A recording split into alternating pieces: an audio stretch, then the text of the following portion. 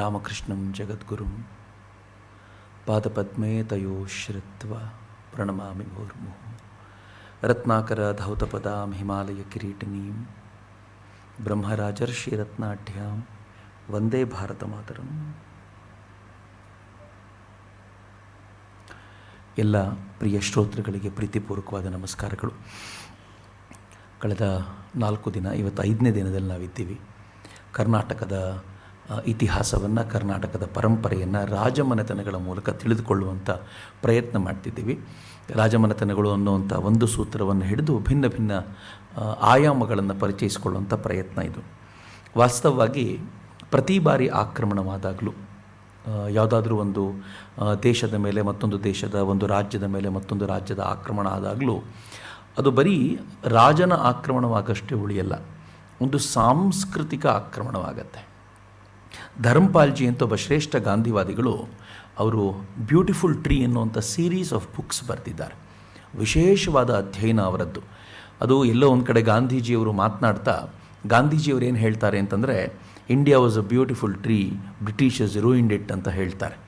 India ಒಂದು ಅದ್ಭುತವಾದ ಸುಂದರವಾದ ಮರವಾಗಿತ್ತು, ಬ್ರಿಟಿಷರ್ಸ್ ಅದನ್ನು ಹಾಳು ಮಾಡಿದರು ಅಂತ.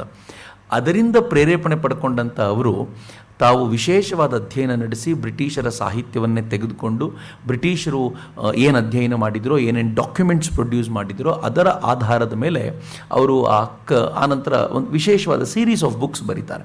Indian polity, Indian agriculture, Indian education system, ಒಂದಕ್ಕಿಂತ ಒಂದು ಸುಂದರವಾದ ಪುಸ್ತಕ. ಮತ್ತು ಯಾವುದನ್ನು ನಮ್ಮ ಮೇಲೆ ಅಪವಾದಗಳಂತೆ ಹೇರಲಾಗುತ್ತೋ ಅವೆಲ್ಲಕ್ಕೂ ಉತ್ತರ ಕೊಡಬಲ್ಲಂಥ ಪುಸ್ತಕ.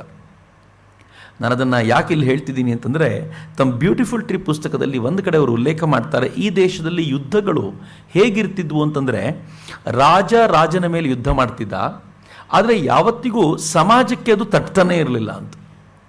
ಸಾಮಾನ್ಯ ಜನ ತಂಪಾಡಿಗೆ ತಾವಿರ್ತಿದ್ರು. ಎಲ್ಲೋ ಒಬ್ಬ ಕೆಲಸ ಮಾಡ್ತಿರುವಂಥ ಸಾಮಾನ್ಯ ಕೂಲಿ ಕಾರ್ಮಿಕ, ಒಬ್ಬ ರೈತ, ಅವನಿಗೆ ಯಾವತ್ತೂ ಸಮಸ್ಯೆ ಇರ್ತಿರಲಿಲ್ಲ. ಅವನು ಯಾವಾಗಲೂ ಸಹಜವಾಗಿ ಇರ್ತಿದ್ದ. 2 ರಾಜರು ಕಿತ್ತಾಡ್ತಿದ್ರು, ಅವರ ಸೇನೆಗಳು ಕಿತ್ತಾಡ್ತಿದ್ವು. ಸೇನೆಗಳಿಗೆ ಬೇಕಾದ ವಸ್ತುಗಳ ಪೂರೈಕೆಯನ್ನಷ್ಟೇ ಉಳಿದವರೆಲ್ಲ ಮಾಡಿಕೊಂಡು ತಂಪಾಡಿಗೆ ತಾವಿರ್ತಿದ್ರು. ರಾಜನ ಬದಲಾವಣೆ ಆಗೋದ್ರಿಂದ ಇವ್ರ ಬದುಕಿನಲ್ಲಿ ವಿಶೇಷವಾದ ಬದಲಾವಣೆ ಏನೂ ಆಗ್ತಿರಲಿಲ್ಲ. ಇವರು ಆಚರಣೆ ಮಾಡ್ತಾ ಇರುವಂಥ ಮತಪಂಥಗಳಿಗೆ ತೊಂದರೆ ಕೊಡ್ತಿರಲಿಲ್ಲ. ಹೆಚ್ಚಂದರೆ ಟ್ಯಾಕ್ಸ್ ಸಿಸ್ಟಮ್ ಸ್ವಲ್ಪ ಚೇಂಜ್ ಆಗ್ಬೋದಿತ್ತು, ಬಿಟ್ಟರೆ ಅವರಿಂದಾಗಿಯೇ ನಡೆಸುವಂಥ ಪದ್ಧತಿಗಳು ಇರ್ತಿದ್ವು. ಎಷ್ಟೋ ಕಡೆ ದೇವಸ್ಥಾನಗಳು ಬದಲಾದದ್ದಿಲ್ಲ.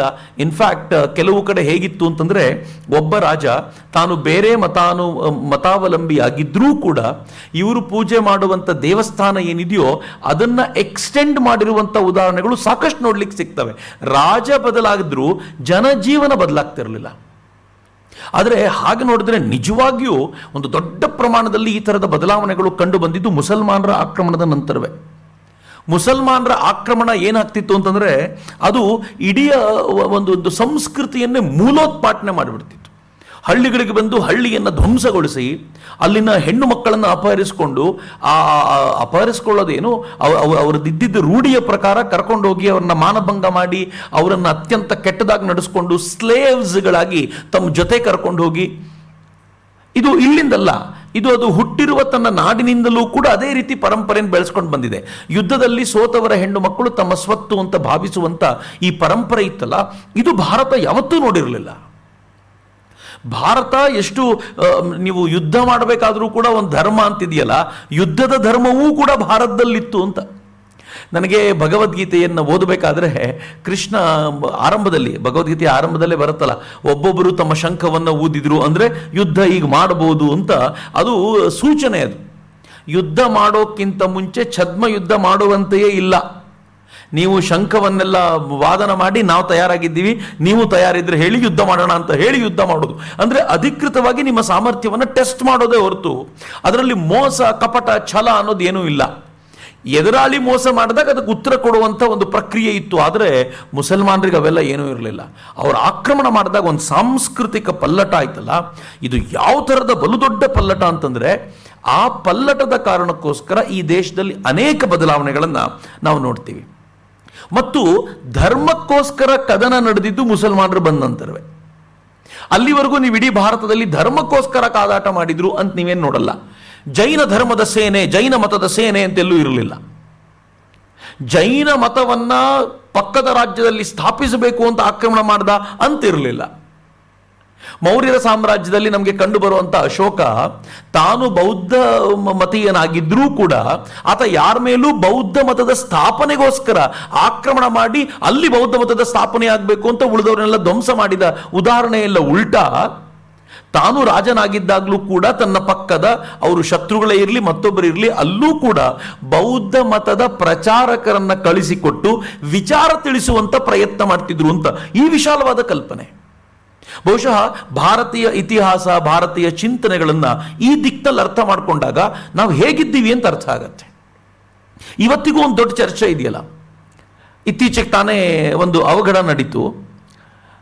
ಫ್ರಾನ್ಸ್ನಲ್ಲಿ ಒಬ್ಬನ ತಲೆ ಕಡಿದ್ರು, ಒಬ್ಬ ಮೇಷ್ಟ್ರ ತಲೆ ಕಡಿದ್ಬಿಟ್ರು. ಅಥವಾ ಒಂದು ಕಾರ್ಟೂನ್ ಅನ್ನ ಮಕ್ಕಳಿಗೆ ತೋರಿಸಿದ್ರು ಅನ್ನೋ ಒಂದೇ ಒಂದು ಕಾರಣಕ್ಕೋಸ್ಕರ ನಡು ರಸ್ತೆಯಲ್ಲಿ ಮೇಷ್ಟ್ರ ತಲೆ ಕಡಿಯಲಾಯಿತು. ತಲೆ ಕಡಿದವರನ್ನ ಇಸ್ಲಾಂ ಟೆರರಿಸ್ಟ್ ಅಂತ ಕರೆದಿದ್ದಕ್ಕೆ ಬಹಳ ಜನರಿಗೆ ಕೋಪ ಬಂತು. ಇಸ್ಲಾಂ ಟೆರರಿಸಂ ಅಂತ ಕರಿಬಾರ್ದು, ಟೆರರಿಸಂ ಹ್ಯಾಸ್ ನೋ ರಿಲಿಜನ್. ಟೆರರಿಸಂಗೆ ರಿಲಿಜನ್ ಇಲ್ಲ ಅಂತ. ಟೆರರಿಸಂಗೆ ರಿಲಿಜನ್ ಇರಲಿಲ್ಲ, ಆದರೆ ಅದು ಇಸ್ಲಾಂನೊಂದಿಗೇ ಶುರುವಾಗಿತ್ತು. ಅವರ ಆಕ್ರಮಣ ಮುಸಲ್ಮಾನರ ಹೆಸರಲ್ಲೇ ಬಂತು ಅಂತ. ನಂಗೆ ಅನೇಕರು ಹೇಳ್ತಾರೆ LTTE ಅವರು ಹಿಂದೂಗಳಲ್ವಾ ಅಂತ. ಅಫ್ಕೋರ್ಸ್ LTTE ಎನ್ನುವರು ಹಿಂದೂಗಳೇ ಇರ್ಬೋದು, ಅಲ್ಲಿ ಎಲ್ಲ ಜಾತಿಯವರು ಇರ್ಬೋದು, ಎಲ್ಲ ಬೇರೆ ಮತಗಳವರು ಇರ್ಬೋದು. LTTE ಯಾಕೆ ಅಂತಂದ್ರೆ ಅವರು ಫೈಟ್ ಮಾಡ್ತಾ ಇದ್ದಿದ್ದು ತಮಿಳ್ ಐಡೆಂಟಿಟಿಗೋಸ್ಕರ. ಇದುವರೆಗೂ ದೇಶದಲ್ಲಿ ಹಿಂದೂ ಅನ್ನುವಂಥ ಹೆಸರಲ್ಲಿ ಯುದ್ಧ ನಡೆದ ಉದಾಹರಣೆಗಳು ಅಥವಾ ಬೇರೆಯವರನ್ನ ಹಿಂಸಿಸಿದ ಉದಾಹರಣೆಗಳು ನಿಮಗೆ ಕಂಡು ಬರೋದೇ ಇಲ್ಲ. ನಕ್ಸಲ್ಸ್ ತಮ್ಮ ಜಾತಿಯಿಂದ ಹಿಂದೂಗಳಿರ್ಬೋದು ಅಥವಾ ಹಿಂದೂಗಳ ಯಾವುದೋ ಒಂದು ಪರಂಪರೆಯನ್ನು ಅನುಸರಿಸ್ತಾ ಇರುವಂಥವ್ರು ಯಾರೋ ಇರ್ಬೋದು ಅಲ್ಲಿ. ಆದರೆ ಅವರು ಹಿಂದುತ್ವಕ್ಕೋಸ್ಕರವೇ ಮತ್ತೊಬ್ಬರನ್ನ ಕೊಲ್ಲುವಂತ ಉದಾಹರಣೆಗಳು ನಿಮಗೆ ಹುಡುಕಿದ್ರೆ ವೆರಿ ವೆರಿ ರೇರ್. ಆ ಥರದೊಂದು ಪರಿಕಲ್ಪನೆ ಈ ದೇಶದಲ್ಲಿ ಶುರುವಾಗಿದ್ದೇ ಮುಸಲ್ಮಾನರ ಆಕ್ರಮಣದ ಹೊತ್ತಲ್ಲಿ. ಈ ಆಕ್ರಮಣದ ಕಾರಣಕ್ಕೆ ಬಲು ದೊಡ್ಡ ಬದಲಾವಣೆಗಳು ಭಾರತದಲ್ಲಿ ಬಂದಲ್ಲ, ಒಂದು ಸಾಂಸ್ಕೃತಿಕವಾದ ಪಲ್ಲಟ ಆಯ್ತಲ್ಲ. ಇದು ಭಾರತವನ್ನ ಹೇಗೆ ನಿರ್ಮಾಣ ಮಾಡಿಬಿಡ್ತು ಅಂತಂದ್ರೆ ಒಂಥರ ಬಲವಾಗಿರುವಂತ ಶೆಲ್ಲನ್ನ ತನಗೆ ತಾನೇ ಹಾಕಿಕೊಳ್ಳುವಂತೆ ಮಾಡಿಬಿಡ್ತು ಅಂತ. ಈ ಸಾಂಸ್ಕೃತಿಕ ಪಲ್ಲಟ ಹೇಗಿತ್ತು ಅಂತಂದ್ರೆ ಅನೇಕ ಕಡೆಗಳಲ್ಲಿ ಮುಸಲ್ಮಾನರ ಮತವನ್ನು ಒಪ್ಪಿಕೊಳ್ಳೋದಕ್ಕೆ ಶಾಸ್ತ್ರಗಳು ರಚನೆ ಆಗ್ಬಿಟ್ಟು. ನೀವು ಉಪನಿಷತ್ನಲ್ಲಿ, ನನಗೂ ಆಶ್ಚರ್ಯ ಇದೆ, ಉಪನಿಷತ್ನಲ್ಲಿ ಅಲ್ಲೋಪನಿಷತ್ ಅಂತ ಸೇರ್ಬಿಟ್ಟಿದೆ. ಅದು ಅಲ್ಲೋಪನಿಷತ್ ಹೇಗೆ ಸೇರ್ತು ಅನ್ನೋದು ಆಶ್ಚರ್ಯ ನನಗೆ. ನಾನು ಅಲ್ಲೋಪನಿಷತ್ ಅಂತ ಯಾರೋ ಉಲ್ಲೇಖ ಮಾಡಿದಾಗ 108 ಉಪನಿಷತ್ತುಗಳ ಸಂಗ್ರಹದಲ್ಲಿ ಎಲ್ಲಾದರೂ ಇದೆಯಾ ಅಂತ ಹುಡುಕಿದೆ. ಇದೇ ಅದರಲ್ಲಿ. ಯಾರೋ ಸಂಸ್ಕೃತ ಕಲಿತ ಪುಣ್ಯಾತ್ಮ ಇದ್ದಿರ್ಬೋದು, ಗೊತ್ತಿಲ್ಲ ನನಗೆ ಹೇಗೆ ಮಾಡಿದ್ದಿರ್ಬೋದು ಅಂತ. ಯಾವ ಮುಸಲ್ಮಾನ್ 100 ವರ್ಷಗಳ ಕಾಲ ಆಳದವರಲ್ವಾ, 100 ವರ್ಷಗಳ ಕಾಲ ಇವರ ಆಳ್ವಿಕೆಯ ನಡುವೆ ಯಾವಾಗ ಯಾರ ಹತ್ರ ಏನು ಬರೆಸಿದ್ರೋ ಅಥವಾ ಬರೆದವನು ಏನಂತ ಬರೆದನೋ ಗೊತ್ತಿಲ್ಲ ಅಂತ ಏನೋ ಒಟ್ಟಲ್ಲಿ ಬರೆದಿದ್ದಾರೆ. ಹೇಗೋ ಇದೆ. ನಂಗೆ ಅಲ್ಲೋಪನಿಷತ್ತು ಮೂಲತಃ ನಮ್ಮದೇನಾ, ಅದು ಪ್ರಕ್ಷೇಪಗೊಂಡಿದ್ಯಾ ಗೊತ್ತಿಲ್ಲ, ಆದರೆ ಇರೋದಂತೂ ಹೌದು ಅಂತ. ಎಷ್ಟೋ ಬೌದ್ಧಿಕ ವರ್ಗದಲ್ಲಿದ್ದವರು ಕೂಡ ಈ ಥರ ತಮ್ಮನ್ನು ತಾವು ಸಮರ್ಪಿಸಿಕೊಂಡ ವಿಚಾರಧಾರೆಗಳನ್ನೇ ಬದಲಾಯಿಸಿಕೊಂಡಂತ ಅನೇಕ ಉದಾಹರಣೆಗಳು ಉದ್ದಕ್ಕೂ ಕಂಡು ಬರ್ತವೆ. ಮೌಲ್ಯಗಳಲ್ಲಿ ಪಲ್ಲಟ ಹೇಗಾಯಿತು ಅಂತಂದ್ರೆ, ಮುಸಲ್ಮಾನರು ಈ ದೇಶಕ್ಕೆ ಆಗಮಿಸೋಕ್ಕಿಂತ ಮುಂಚೆ ಈ ದೇಶದಲ್ಲಿ ಹೆಣ್ಮಕ್ಳು ಸಮಸಮವಾಗೇ ಇದ್ರು. ನಾನೇ ಅನೇಕ ಉದಾಹರಣೆಗಳನ್ನು ನಿಮ್ಗೆ ಕೊಟ್ಟಿದ್ದೀನಿ. ಹೇಗೆ ಹೆಣ್ಮಕ್ಳಿದ್ರು ಅಂತಂದ್ರೆ, ಆಡಳಿತದ ವಿಚಾರದಲ್ಲಿ ಗಂಡನಿಗೆ ಮಾರ್ಗದರ್ಶನ ಮಾಡಬಲ್ಲ ಮಟ್ಟಿಗೆ ಹೆಂಡತಿ ಇರ್ತಿದ್ರು. ಅವರು ಓಪನ್ ಆಗಿ ಅಥವಾ ಪಬ್ಲಿಕ್ ಪ್ಲಾಟ್ಫಾರ್ಮ್ ಮೇಲೆ ನೃತ್ಯ ಮಾಡಬಲ್ಲವರು, ಹಾಡಬಲ್ಲವರಾಗಿದ್ರು. ಮನೆಯೊಳಗೆ ಕೂಡಾಕುವಂತ ಪದ್ಧತಿ ಇರಲಿಲ್ಲ. ಮುಸಲ್ಮಾನರ ಆಕ್ರಮಣದ ನಂತರ ದೊಡ್ಡ ಬದಲಾವಣೆ ಬಂತು. ಇದೇ ಮುಸಲ್ಮಾನರ ಆಕ್ರಮಣದ ನಂತರ ಗೌರವದ ಭಾವನೆಗಳು ಇವತ್ತೇನು ನಾವು ನೋಡ್ತಿದ್ದೀವಲ್ಲ, ಇವೆಲ್ಲವೂ ಕೂಡ ಈ ಥರದ ಅನೇಕ ಆಕ್ರಮಣಗಳ ಫಲ. ಇವತ್ತು ನಮ್ಗೆ ಆಕ್ರಮಣ ಆಗಬೇಕು ಅಂತಿಲ್ಲ. ಇವತ್ತು ನಮಗೆ ವೆಸ್ಟ್ನ ಆಕ್ರಮಣ ಎಷ್ಟು ಸಲೀಸಾಗಿ ನಮಗೇ ಗೊತ್ತಿಲ್ಲದಂತೆ ಆಗತ್ತೆ ಅಂತಂದ್ರೆ, ನಾವು ನೋಡುವ ಟಿವಿಯ ಮೂಲಕ, ನಾವು ನೋಡುವ ಪೇಪರ್ನ ಮೂಲಕ, ನಾವು ಕೇಳುವಂತ ವಿಚಾರಗಳ ಮೂಲಕ, ನೋಡುವ ಸಿನಿಮಾಗಳ ಮೂಲಕ ನಿರಂತರವಾಗಿರುವಂತ ದಾಳಿ ನಮಗೆ ಅನುಮಾನ ಬರಬೇಕು ಅಂತ. ಮತ್ತು ಎಷ್ಟು ಸಟಲ್ ಲೆವೆಲ್ ಅಲ್ಲಿ ಆಗುತ್ತೆ ಅಂತಂದ್ರೆ, ಮುಸಲ್ಮಾನರ ಅವತ್ತಿನ ಬರ್ಬರವಾದ ದಾಳಿಗಿಂತಲೂ ಅತ್ಯಂತ ಬರ್ಬರವಾಗಿರುವಂತ ದಾಳಿ ಇದು. ನೀವು ಸೂಕ್ಷ್ಮವಾಗಿ ಹಿಂದಿ ಸಿನಿಮಾಗಳನ್ನು ಗಮನಿಸಿದರೆ ಗೊತ್ತಾಗುತ್ತೆ. ನನಗೆ ಕೆಲವು ಬಾರಿ ಅನ್ಸುತ್ತೆ, ಕನ್ನಡ ಸಿನಿಮಾದಲ್ಲಿ ಈ ಥರದ್ದು ಯಾಕೆ ಆಗಲಿಲ್ಲ ಅಂತಂದ್ರೆ, ಬಹುಶಃ ಒಂದು ಕಾಲಘಟ್ಟದಲ್ಲಿ ರಾಜ್ಕುಮಾರ್ ಥರದವರು ನಿರಂತರವಾಗಿ ಪೌರಾಣಿಕ ಚಿತ್ರಗಳನ್ನ, ಆಮೇಲೆ ಇತಿಹಾಸಕ್ಕೆ ಸಂಬಂಧಪಟ್ಟ ಅನೇಕ ಚಿತ್ರಗಳನ್ನ ತಂದಿದ್ದರಿಂದಾಗಿ ಕನ್ನಡದ ಸಿನಿಮಾಗಳಿಗೆ ದೊಡ್ಡ ಪ್ರಮಾಣದಲ್ಲಿ ಬ್ರೇಕ್ ಹಾಕಿ ನಿಲ್ಲಿಸಿದ್ರು. ತಮಿಳು ಸಿನಿಮಾಗಳು ಈ ದಿಕ್ಕಲ್ಲಿ ಹಾಳಾಗೋಗಿವೆ. ಆದರೆ ಹಿಂದಿ ಸಿನಿಮಾ ನೀವು ನೋಡಿ ಎಷ್ಟು ಸಟಲ್ ಲೆವೆಲಲ್ಲಿ ಮೆಸೇಜ್ ಕೊಡ್ತಾರೆ ಅಂತಂದರೆ ನಿಮಗೇ ಗೊತ್ತಾಗದಂತೆ ಒಂದು ಆಕ್ರಮಣ ನಿಮ್ಮ ಮನೆಯೊಳಗೂ ಬಂದು ಕೂತಿರುತ್ತೆ. PK ಅಂತ ಒಂದು ಸಿನಿಮಾ ಬಂತು. ಅದರಲ್ಲಿ ಹಿಂದೂ ದೇವರುಗಳನ್ನು ಎಷ್ಟು ಅಸಹ್ಯವಾಗಿ ತೋರಿಸಲಾಯಿತು ಅಂತಂದರೆ, ಹಿಂದೂ ದೇವರುಗಳು ಅಥವಾ ದೇವರುಗಳ ವೇಷ ಹಾಕ್ಕೊಂಡಿರೋ ರಸ್ತೆಯಲ್ಲಿ ಓಡೋಗೋದನ್ನ ತೋರಿಸಲಾಯಿತು. ಆ ವೇಷ ಹಾಕ್ಕೊಂಡು ಆತ ಅದ್ರ ಬಗ್ಗೆ ಕೆಟ್ಟದಾಗಿ ಮಾತನಾಡುವಂತಾಯ್ತು. ಒಂದು ಕಲ್ಲನ್ನು ಕೂಡ ದೇವರಂತ ಪೂಜಿಸುವಂತ ನಮ್ಮ ಭಾವನೆಗಳನ್ನ ಆಡಿಕೊಂಡು ನಗಲಾಯ್ತು. ಈ ಥರದ್ದು ಒಂದು ಸಿನಿಮಾ ಅಲ್ಲ, ಎಷ್ಟು ಸಿನಿಮಾಗಳು ಪುಂಖಾನುಪುಂಖವಾಗಿ ಬಂದಿವೆ ಅಂತಂದ್ರೆ ಅದನ್ನ ಮನೆ ಮಕ್ಕಳು ನೋಡ್ತಾರೆ, ನಮ್ಗೆ ಗೊತ್ತೇ ಆಗಲಿಲ್ಲ. ನಾವು ಆರ್ಟ್ ಅಂತ ತಗೊಂಡಿರ್ತೀವಿ, ಆದರೆ ಎಷ್ಟು ಸಟಲ್ ಮೆಸೇಜ್ ಅನ್ನು ಅದು ಒಳಗೆ ತುಂಬಿದೆ ಅಂದ್ರೆ ಅದರ ಕಾರಣಕ್ಕೋಸ್ಕರ ಈ ದೇವರುಗಳನ್ನು ಕಂಡಾಗ ಆ ದೇವರುಗಳಲ್ಲಿ ಇರಬೇಕಾಗಿರುವಂತ ಭಾವನೆಗಳಿದೆಯಲ್ಲ ಅದು ಪೂರ್ತಿ ನಶಿಸಿ ಹೋಯ್ತು ಅಂತ. ಇವತ್ತಿನ ಪೀಳಿಗೆಯ ತರುಣರನ್ನ ಏಥಿಸ್ಟ್ಗಳನ್ನಾಗಿಸ್ಲಿಕ್ಕೆ, ಅಥವಾ ಒಂದು ಏಥಿಸ್ಟ್ಗಳಾಗೋ ತಪ್ಪಲ್ಲ, ಹಿಂದೂ ಧರ್ಮದಲ್ಲಿ ಎಲ್ಲಕ್ಕೂ ಅವಕಾಶ ಇದೆ. ಚಾರ್ವಾಕ ಸಿದ್ಧಾಂತಕ್ಕೆ ಅವಕಾಶ ಕೊಟ್ಟಿರುವಂಥವರಿಗೆ ಏಥಿಸ್ಟ್ಗಳಾಗೋದು ಒಂದು ದೊಡ್ಡ ವಿಷಯವೇ ಅಲ್ಲ. ಆದರೆ ಹಾಗಾಗುವಾಗಲೂ ಕೂಡ ಅದು ವೈಚಾರಿಕ ಶುದ್ಧತೆಯಿಂದ ಆಗಬೇಕೇ ಹೊರತು ಈ ಥರದ್ದಲ್ಲ ಅಂತ. ಒಂದು ಪ್ರಶ್ನೆ ಯಾರೋ ಒಬ್ರು ತುಂಬ ಹಿರಿಯರಿಗೆ ಕೇಳಿದ್ರು, ಮತಾಂತರ ಮಾಡಿದರೆ ತಪ್ಪೇನು ಅಂತ. ಅವ್ರ ಉತ್ತರ ಎಷ್ಟು ಚೆನ್ನಾಗಿತ್ತು ಅಂತಂದರೆ, ಮತಾಂತರ ಮಾಡೋದೇ ತಪ್ಪು ಅಂತ, ಮತಾಂತರ ಆದರೆ ತಪ್ಪಿಲ್ಲ ಅಂತ. ನೀವು ಮಾಡ್ತಿರಲ್ಲ ಅದೇ ದೊಡ್ಡ ಪ್ರಾಬ್ಲಮ್ಮು. ಮತಾಂತರ ಅವನೇ ಆದರೆ ಯಾರಿಗೂ ಪ್ರಾಬ್ಲಮ್ ಇಲ್ಲ, ಅದು ವೈಚಾರಿಕ ಶುದ್ಧತೆಯ ಕಾರಣಕ್ಕೋಸ್ಕರ ಆಗಿರುವಂಥದ್ದು. ಆದರೆ ಇದು ಹಂಗಲ್ಲ ಅಂತ.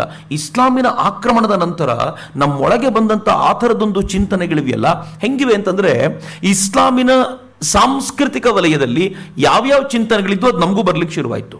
ಅವರಲ್ಲಿ ಸ್ತ್ರೀಯರಿಗೆ ಗೌರವ ಏನಿಲ್ಲ, ಅವ್ರನ್ನ ಸೆಕೆಂಡರಿಯಾಗೇ ನೋಡುವಂಥದ್ದು. ಒಬ್ಬ ಪುರುಷ 4 ಹೆಣ್ಣು ಮಕ್ಕಳನ್ನ, ಇದು ರಾಜಮನೆತನದವ್ರ ಬಗ್ಗೆ ನಾನು ಮಾತನಾಡ್ತಿಲ್ಲ, ಸಾಮಾನ್ಯ ವ್ಯಕ್ತಿಯು ಮದುವೆ ಆಗ್ಬೋದು, ಆತನ ಚಿಂತನೆಗಳು. ಮತ್ತು ತಾಯಿಗೆ ಗೌರವ ಕೊಡೋದು ಅಂತಿಲ್ಲ. ತಾಯಿಗೆ ನಾವು ನಮಸ್ಕಾರ ಮಾಡುವಾಗ ಮುಸಲ್ಮಾನರು ನಗ್ತಾರೆ, ಯಾಕೆ ಅಂತಂದ್ರೆ ತಾಯಿಗೆ ನಮಸ್ಕಾರ ಮಾಡೋದು ಅಂದ್ರೆ ದೇವರು ಅಂತ ಕರೆಯೋದು. ನಮ್ಮಲ್ಲಿ ದೇವರು ಒಬ್ಬನೇ ಬಿಟ್ಟರೆ ಇನ್ನೊಬ್ರು ಇರಲ್ಲ, ಹೀಗಾಗಿ ತಾಯಿಗೆ ನಮಸ್ಕಾರ ಮಾಡೋದಿಲ್ಲ ಅಂತ. ಈ ಮೌಲ್ಯವನ್ನ ಯಾವತ್ತೂ ಒಬ್ಬ ಹಿಂದುವಾಗಿ, ಒಬ್ಬ ಭಾರತೀಯನಾಗಿ ಒಪ್ಪಿಕೊಳ್ಳಿಕ್ಕೆ ಸಾಧ್ಯವೇ ಇಲ್ಲ. ಆದರೆ ಕಾಲಕ್ರಮದಲ್ಲಿ ಈ ಮೌಲ್ಯಗಳು ಹೇಗೆ ನಿಧಾನವಾಗಿ ಒಳಗೆ ಬರ್ಲಿಕ್ಕೆ ಶುರುವಾಯಿತು ಅಂತಂದ್ರೆ, ಈ ದೇಶ ತುಂಬಾ ದೊಡ್ಡ ಆ ಥರದ ಸಾಂಸ್ಕೃತಿಕ ಪಲ್ಲಟಕ್ಕೆ ಒಳಗಾಗಬೇಕಾಗಿ ಬಂತು. ತನಗೇ ಗೊತ್ತಿಲ್ಲದಂತೆ ಇಸ್ಲಾಮಿನ ಈ ಆಕ್ರಮಣದ ಈ ಬರ್ಬರತೆಯನ್ನು ತಡಿಲಿಕ್ಕೆ ಭಾರತ ಹಿಂದುವಾಗಬೇಕಾದಂಥ ಅನಿವಾರ್ಯತೆಗೆ ಸಿಕ್ಕಾಕೊಳ್ತು. ನಾವು ಹಿಂದೂ ಆಗಬೇಕು ಅನ್ನೋಂಥ ಅನಿವಾರ್ಯತೆ ಯಾವತ್ತೂ ಇರಲಿಲ್ಲ. ಆದರೆ ಈ ಕಾರಣಕ್ಕೋಸ್ಕರ ಈ ಅನಿವಾರ್ಯತೆಗೆ ನಾವು ಸಿಕ್ಕಾಕೊಂಡ್ವಿ. ಇಲ್ಲದೆ ಹೋದರೆ ಸರ್ವಸಂಗ ಪರಿತ್ಯಾಗಿಗಳಾಗಿದ್ದ ಭರದ್ವಾಜ ಗೋತ್ರದವರಾಗಿ ಹೆಚ್ಚು ಕಡಿಮೆ ಭರದ್ವಾಜರಂತೆಯೇ ಜ್ಞಾನದ ಹಪಾಪಿತನ ಇದ್ದಂಥ, ಅಂದರೆ ಜ್ಞಾನವನ್ನು ಎಲ್ಲ ಬಗೆಯ ಜ್ಞಾನದಲ್ಲೂ ಪರಿಣಿತನಾಗಬೇಕು ಎನ್ನುವಂಥ ಆ ತುಡಿತವಿದ್ದಂಥ ವಿದ್ಯಾರಣ್ಯರು ಕೂಡ ಒಂದು ಸೇನೆಯನ್ನು ಕಟ್ಟಿ ಹಿಂದೂಗಳ ರಕ್ಷಣೆ ಮಾಡಬೇಕು ಎನ್ನುವಂಥ ಆಲೋಚನೆ ಮಾಡ್ತಾರೆ ಅಂತಂದರೆ ಯಾವ ಥರದ ಪರಿಸ್ಥಿತಿ ಅವತ್ತಿನ ದಿನಗಳಲ್ಲಿರ್ಬೋದು ಅಂತ ಯೋಚನೆ ಮಾಡಿ. ಹಿಂದೂಗಳ ಸಹಜ ಮಾನಸಿಕ ಸ್ಥಿತಿ ಎಂಥದ್ದು ಗೊತ್ತೇನು? ಎಲ್ಲಾದರೂ 4 ಜನ ಕಿತ್ತಾಡ್ತಿದ್ರೆ ನನಗೆ ಯಾಕಪ್ಪ ಈ ಗಲಾಟೆ, ನಾನು ಆರಾಮಾಗಿ ಹೋಗ್ಬಿಡ್ತೀನಿ ಅಂತ ಹೋಗುವಂಥವ್ರು. ನಾವು ಯಾವತ್ತೂ ಆ ಗಲಾಟೆಗಳಲ್ಲಿ ಇನ್ವಾಲ್ವ್ ಆಗಬೇಕು, ಯಾರಿಗೋ ಹೊಡಿಬೇಕು ಬಡಿಬೇಕು, ಇದಾಗದೇ ಇಲ್ಲ. ಎಲ್ಲಾದರೂ ಒಂದು ಏರಿಯಾದಲ್ಲಿ ಯಾರಾದರೂ ಬೆಂಕಿ ಹಚ್ಚಿದ್ರು ಅಂತ ಇಟ್ಕೊಳ್ಳಿ, ಇಡೀ ಏರಿಯಾಕ್ಕೆ. ಹಿಂದೂಗಳಾದ್ರೆ ಏನು ಮಾಡ್ತಾರೆ ಗೊತ್ತಾ? ಮೊದಲು ಆ ಏರಿಯಾದಲ್ಲಿದ್ದ ಮನೆಯನ್ನೆಲ್ಲ ಮಾರ್ಬಿಟ್ಟು ನಮ್ಗೆ ಈ ಸಹವಾಸನೆ ಬೇಡ, ನಾವೆಲ್ಲಾದರೂ ನೆಮ್ಮದಿಯಿಂದ ಇರುವಂಥ ಜಾಗಕ್ಕೆ ಹೋಗ್ಬಿಡ್ತೀವಿ ಅಂತ ಹೊರಟುಬಿಡ್ತಾರೆ. ಹಿಂಗಾಗಿಯೇ ಬೆಂಕಿ ಹಚ್ಚೋದು, ಜಾಗ ಖಾಲಿ ಮಾಡಲಿ ಅಂತ. ಇವತ್ತೇ ಎಲ್ಲವೂ ಇಷ್ಟು ಚೆನ್ನಾಗಿರುವಾಗ, ಡಾಳ ಕಣ್ಣಿಗೆ ಕಾಣ್ತಾ ಇರುವಾಗ, ಇನ್ನು ಅವತ್ತು ಹೇಗಿದ್ದಿರ್ಬೋದು? ಅವತ್ತು ಬದುಕೋದೇ ಕಷ್ಟವಾಗಿತ್ತಲ್ಲ. ಈ ಸ್ಥಿತಿಗತಿಯಲ್ಲಿರುವಾಗ ಒಬ್ಬ ಸರ್ವಸಂಗ ಪರಿತ್ಯಾಗಿಯೂ ಕೂಡ, ಸನ್ಯಾಸಿಯಾಗಿದ್ದವನೂ ಕೂಡ ಸದಾಕಾಲ ಬ್ರಹ್ಮಚರ್ಯದ ಆಲೋಚನೆಯಲ್ಲೇ ಮಗ್ನನಾಗ್ತಾ ಭಗವತ್ ಚಿಂತನೆಯಲ್ಲೇ ಇರುವಂಥವನೂ ಕೂಡ ತಾನು ಈ ರಾಷ್ಟ್ರ ಕಟ್ಟಲಿಕ್ಕೋಸ್ಕರ ಶಸ್ತ್ರ ಕೈಗೆತ್ತಿಕೊಳ್ಳುವವರಿಗೆ ಶಕ್ತಿಯನ್ನು ತುಂಬಬೇಕಾಗಿ ಬರ್ತಲ್ಲ, ಅದು ನಮಗೆ ಒಂದು ಪಲ್ಲಟ ಅಂತಾನೆ ಭಾವಿಸ್ಕೊಳ್ಬೋದು ನಾವು. ವಿದ್ಯಾರಣ್ಯರು ಆ ಥರದ್ದೊಂದು ಕೆಲಸ ಮಾಡಿದರು. ಸಾಯಣಾಚಾರ್ಯರ ಸೋದರರವರು, ವಿದ್ಯಾರಣ್ಯರ ಬಾಲ್ಯದ ಕುರುಹುಗಳು ಕೆಲವೊಂದು ಸಿಗೋದು ಪುಣ್ಯ. 2 ಪುಸ್ತಕಗಳು ಓದಲೇಬಹುದಾಗಿರುವಂಥದ್ದಿದೆ. ಒಂದು ಸ್ವತಃ ಶತಾವಧಾನಿ ಗಣೇಶರವರು ಬರೆದಿರುವಂಥ ಪುಸ್ತಕ ವಿಭೂತಿ ಪುರುಷ ಅನ್ನುವಂಥ ಹೆಸರಲ್ಲಿದೆ. ಮತ್ತೊಂದು LN ಶಾಸ್ತ್ರಿಗಳು, ಲಕ್ಷ್ಮೀ ನರಸಿಂಹ ಶಾಸ್ತ್ರಿಗಳು ಬರೆದಿರುವಂಥ ಪುಸ್ತಕ, ಅದು ಕೂಡ ವಿದ್ಯಾರಣ್ಯರ ಹೆಸರಲ್ಲಿದೆ. ಅದು ಕಾದಂಬರಿಯ ಶೈಲಿಯಲ್ಲಿದೆ. ಲಕ್ಷ್ಮೀ ನರಸಿಂಹ ಶಾಸ್ತ್ರಿಗಳು ಅವರು ಶಂಕರಾಚಾರ್ಯರ ಮೇಲೂ ಕೂಡ ಒಂದು ಒಳ್ಳೆಯ ಕೃತಿಯನ್ನು ಸಂಪಾದಿಸಿದ್ದಾರೆ. ಹಾಗೆ ಈ ಕೃತಿ ಕೂಡ ಅಷ್ಟೇ ಚೆನ್ನಾಗಿದೆ. ಇಬ್ಬರು ಅದನ್ನು ಒಪ್ಕೊಳ್ತಾರೆ. ಸಾಯಣಾಚಾರ್ಯರ ಸೋದರರಾಗಿ ಅವರು ಗುರುಕುಲದಲ್ಲಿ ಚೆನ್ನಾಗಿ ಅಧ್ಯಯನ ಮಾಡಿ ಸಾಕಷ್ಟು ವಿದ್ಯೆಯನ್ನು ಪಡ್ಕೊಂಡ ನಂತರ ಅವರು ಕಾಶಿಗೆ ಅಧ್ಯಯನಕ್ಕೆ ಅಂತ ಹೋದ್ರಂತೆ. ದಕ್ಷಿಣ ಭಾರತ ಆ ಲೆಕ್ಕಕ್ಕೆ ಫಾರ್ ಬೆಟರ್. ಒಂದ್ಸಲ ಮಲ್ಲಿಕಾಫರ್ ದಂಡೆತ್ತಿ ಹೋಗ್ಬಿಟ್ಟ, ಮುಂದೇನೂ ಪ್ರಾಬ್ಲಮ್ ಆಗಲಿಲ್ಲ. ಆನಂತರ ತುಗಲಕ್ ಬಂದ, ತುಗಲಕ್ಕನಿಗೆ ಸರಿಯಾಗಿ ಮಧ್ಯೆ ಎಲ್ಲರೂ ಪಾಠ ಕಲಿಸಿ ಒಂದು ಸ್ವಲ್ಪ ಮೇಂಟೈನ್ ಮಾಡಿದ್ರಿಂದ ಅಷ್ಟು ಸಮಸ್ಯೆ ಆಗಲಿಲ್ಲ. ಆದರೆ ಉತ್ತರ ಭಾರತ ಹೇಗೆ ಉದ್ಧ್ವಸ್ತಗೊಂಡು ಹೋಗಿತ್ತು ಅಂತಂದರೆ, ನಮ್ಮ ದೇವಸ್ಥಾನಗಳನ್ನು ಧ್ವಂಸ ಮಾಡಲಾಗಿತ್ತು. ಆ ದೇವಸ್ಥಾನಗಳು ಕುರುಹಿಲ್ಲದಂತೆ ಉರುಳಿಸಲಾಗಿತ್ತು. ದಾರಿಯುದ್ದಕ್ಕೂ ಮುಸಲ್ಮಾನರಾಗಿ ಮತಾಂತರವಾದಂಥವರು ಅನೇಕರು. ಹೆಣ್ಣು ಮಕ್ಕಳನ್ನ ನಡು ರಸ್ತೆಯಲ್ಲಿ ಒಬ್ಬ ಸೈನಿಕ ಬಂದು ಎತ್ತಾಕೊಂಡು ಹೋದ್ರು, ಯಾರೂ ಕೇಳುವಂತಿಲ್ಲ. ಆ ಥರದ ಸ್ಥಿತಿಗತಿ ಇದ್ದ ಕಾಲಘಟ್ಟವನ್ನ ವಿದ್ಯಾರಣ್ಯರು ನೋಡಿದ್ರು. ಕಾಶಿ ವಿದ್ಯಾಪೀಠದಲ್ಲಿ ಅಧ್ಯಯನ ಮಾಡುವಾಗ ಈ ಥರದ ಅನೇಕ ಸಂಗತಿಗಳನ್ನು ನೋಡಿದಾಗ ಅವ್ರ ಮನಸ್ಸಿನೊಳಗೆ ಏನೇನು ಓಡಿರ್ಬೋದು ಅನ್ನೋದನ್ನ ದೇವರೇ ಬಲ್ಲ. ದಾರಿಯುದ್ದಕ್ಕೂ ಬರಬೇಕಾದ್ರೆ ಈ ತರದ ಅನೇಕ ಪ್ರಸಂಗಗಳಲ್ಲಿ ತಾವೇ ಮುಂದೆ ನಿಂತು ಹೆಣ್ಣು ಮಕ್ಕಳ ರಕ್ಷಣೆಗೆ ನಿಂತರು ಅಂತ ಅವರ ವಿಚಾರಗಳನ್ನು ಹೇಳುವಾಗ ಬರೀತಾರೆ. ಹಾಗೆ ಅವರು ಉದ್ದಕ್ಕೆ ಬರಬೇಕಾದ್ರೆ ಲಕ್ಷ್ಮೀ ನರಸಿಂಹ ಶಾಸ್ತ್ರಿಗಳು ತಮ್ಮ ಕೃತಿಯಲ್ಲಿ ಬಹಳ ಸುಂದರವಾಗಿ ಹೇಳ್ತಾರೆ. ಅವರು ಆ ಯಾತ್ರೆಯ ಕೊನೆಯಲ್ಲಿ ಅವರು ಕನ್ಯಾಕುಮಾರಿಗೆ ಬಂದರಂತೆ. ಯಾವ ವಿವೇಕಾನಂದರ ಘಟನೆ ನಾವು ನೋಡ್ತೀವೋ ಅದು ಪೂರ್ವವಾಗಿ ಅವರಿಗೆ ಆಗಿತ್ತು ಅನ್ನೋದನ್ನು ಅವರು ಉಲ್ಲೇಖ ಮಾಡ್ತಾರೆ. ಗೊತ್ತಿಲ್ಲ ಯಾವ ಆಧಾರದ ಮೇಲೋ. ಆದರೆ ಅವರು ಹಾಗೆ ಸಮುದ್ರಕ್ಕೆ ಜಿಗಿದು ಆ ಬಂಡೆ ಮೇಲೆ ಕುಳಿತುಕೊಂಡು ಅಲ್ಲಿ ಧ್ಯಾನಸ್ಥರಾದರಂತೆ. ಏನ್ ಮಾಡಬೇಕು, ನನ್ನ ಈ ರಾಷ್ಟ್ರವನ್ನು ಪುನರ್ ನಿರ್ಮಾಣ ಮಾಡೋದು ಹೇಗೆ? ಹಾಗಂದಾಗ ಅವರಿಗೆ ಒಂದು ದರ್ಶನವಾಗಿ, ಆ ದರ್ಶನದಲ್ಲಿ ಗುರುಗಳು ಸಿಗ್ತಾರೆ. ಗುರುಗಳು ಸಿಕ್ಕ ನಂತರ ಎಲ್ಲವೂ ಸುಮುಖ, ನಿನ್ಗೆ ದಾರಿ ಸರಿ ಹೋಗುತ್ತೆ ಅಂತ ಹೇಳಿ ಕಳಿಸ್ಕೊಟ್ರು ಅಂತ. ಮುಂದೆ ಅವರು ಶೃಂಗೇರಿಯ ಗುರುಗಳನ್ನು ಆಶ್ರಯಿಸಿ ಅವರಿಂದ ದೀಕ್ಷೆಯನ್ನು ಪಡ್ಕೊಂಡ್ರು. ಆದರೆ ದೂರದೃಷ್ಟಿ ಇದ್ದಂಥ ವಿದ್ಯಾರ್ಥಿ ಇರ್ತಾರೆ ಹೇಳಿದ್ರಂತೆ, ನೀನು ಹಂಪೆಯಲ್ಲೇ ಸ್ವಲ್ಪ ಕಾಲ ಇರು, ಅಲ್ಲಿದ್ದು ನೀನು ಮಾಡಬೇಕಾಗಿರೋ ಕೆಲಸ ಬಹಳ ಇದೆ ಅಂತ. ವಿದ್ಯಾರಣ್ಯರು ಹಂಪೆಯಲ್ಲಿರ್ತಿದ್ರು.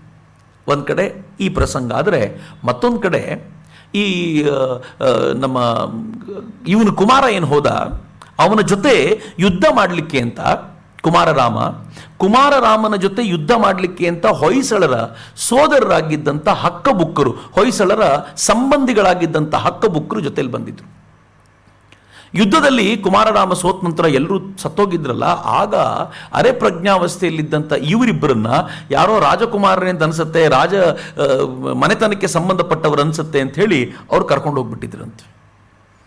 ಹೀಗೆ ಕರ್ಕೊಂಡು ಹೋಗಿದ್ದವರು ಇವರಿಬ್ಬರಿಗೂ ಚಿತ್ರಹಿಂಸೆ ಕೊಟ್ಟು ಇವರಿಗೆ ಮಾಂಸವನ್ನು ತಿನ್ನಿಸಿ, ಅದೊಂದೇ ಇದ್ದಿದ್ದು ಮೆಥಡ್ ಅವರಿಗೆ. ಇದು ಬರೀ ಅವರಿಗಷ್ಟೇ ಅಲ್ಲ, ಕ್ರಿಶ್ಚಿಯನ್ರಿಗಿದ್ದಿದ್ದು ಅದೇ.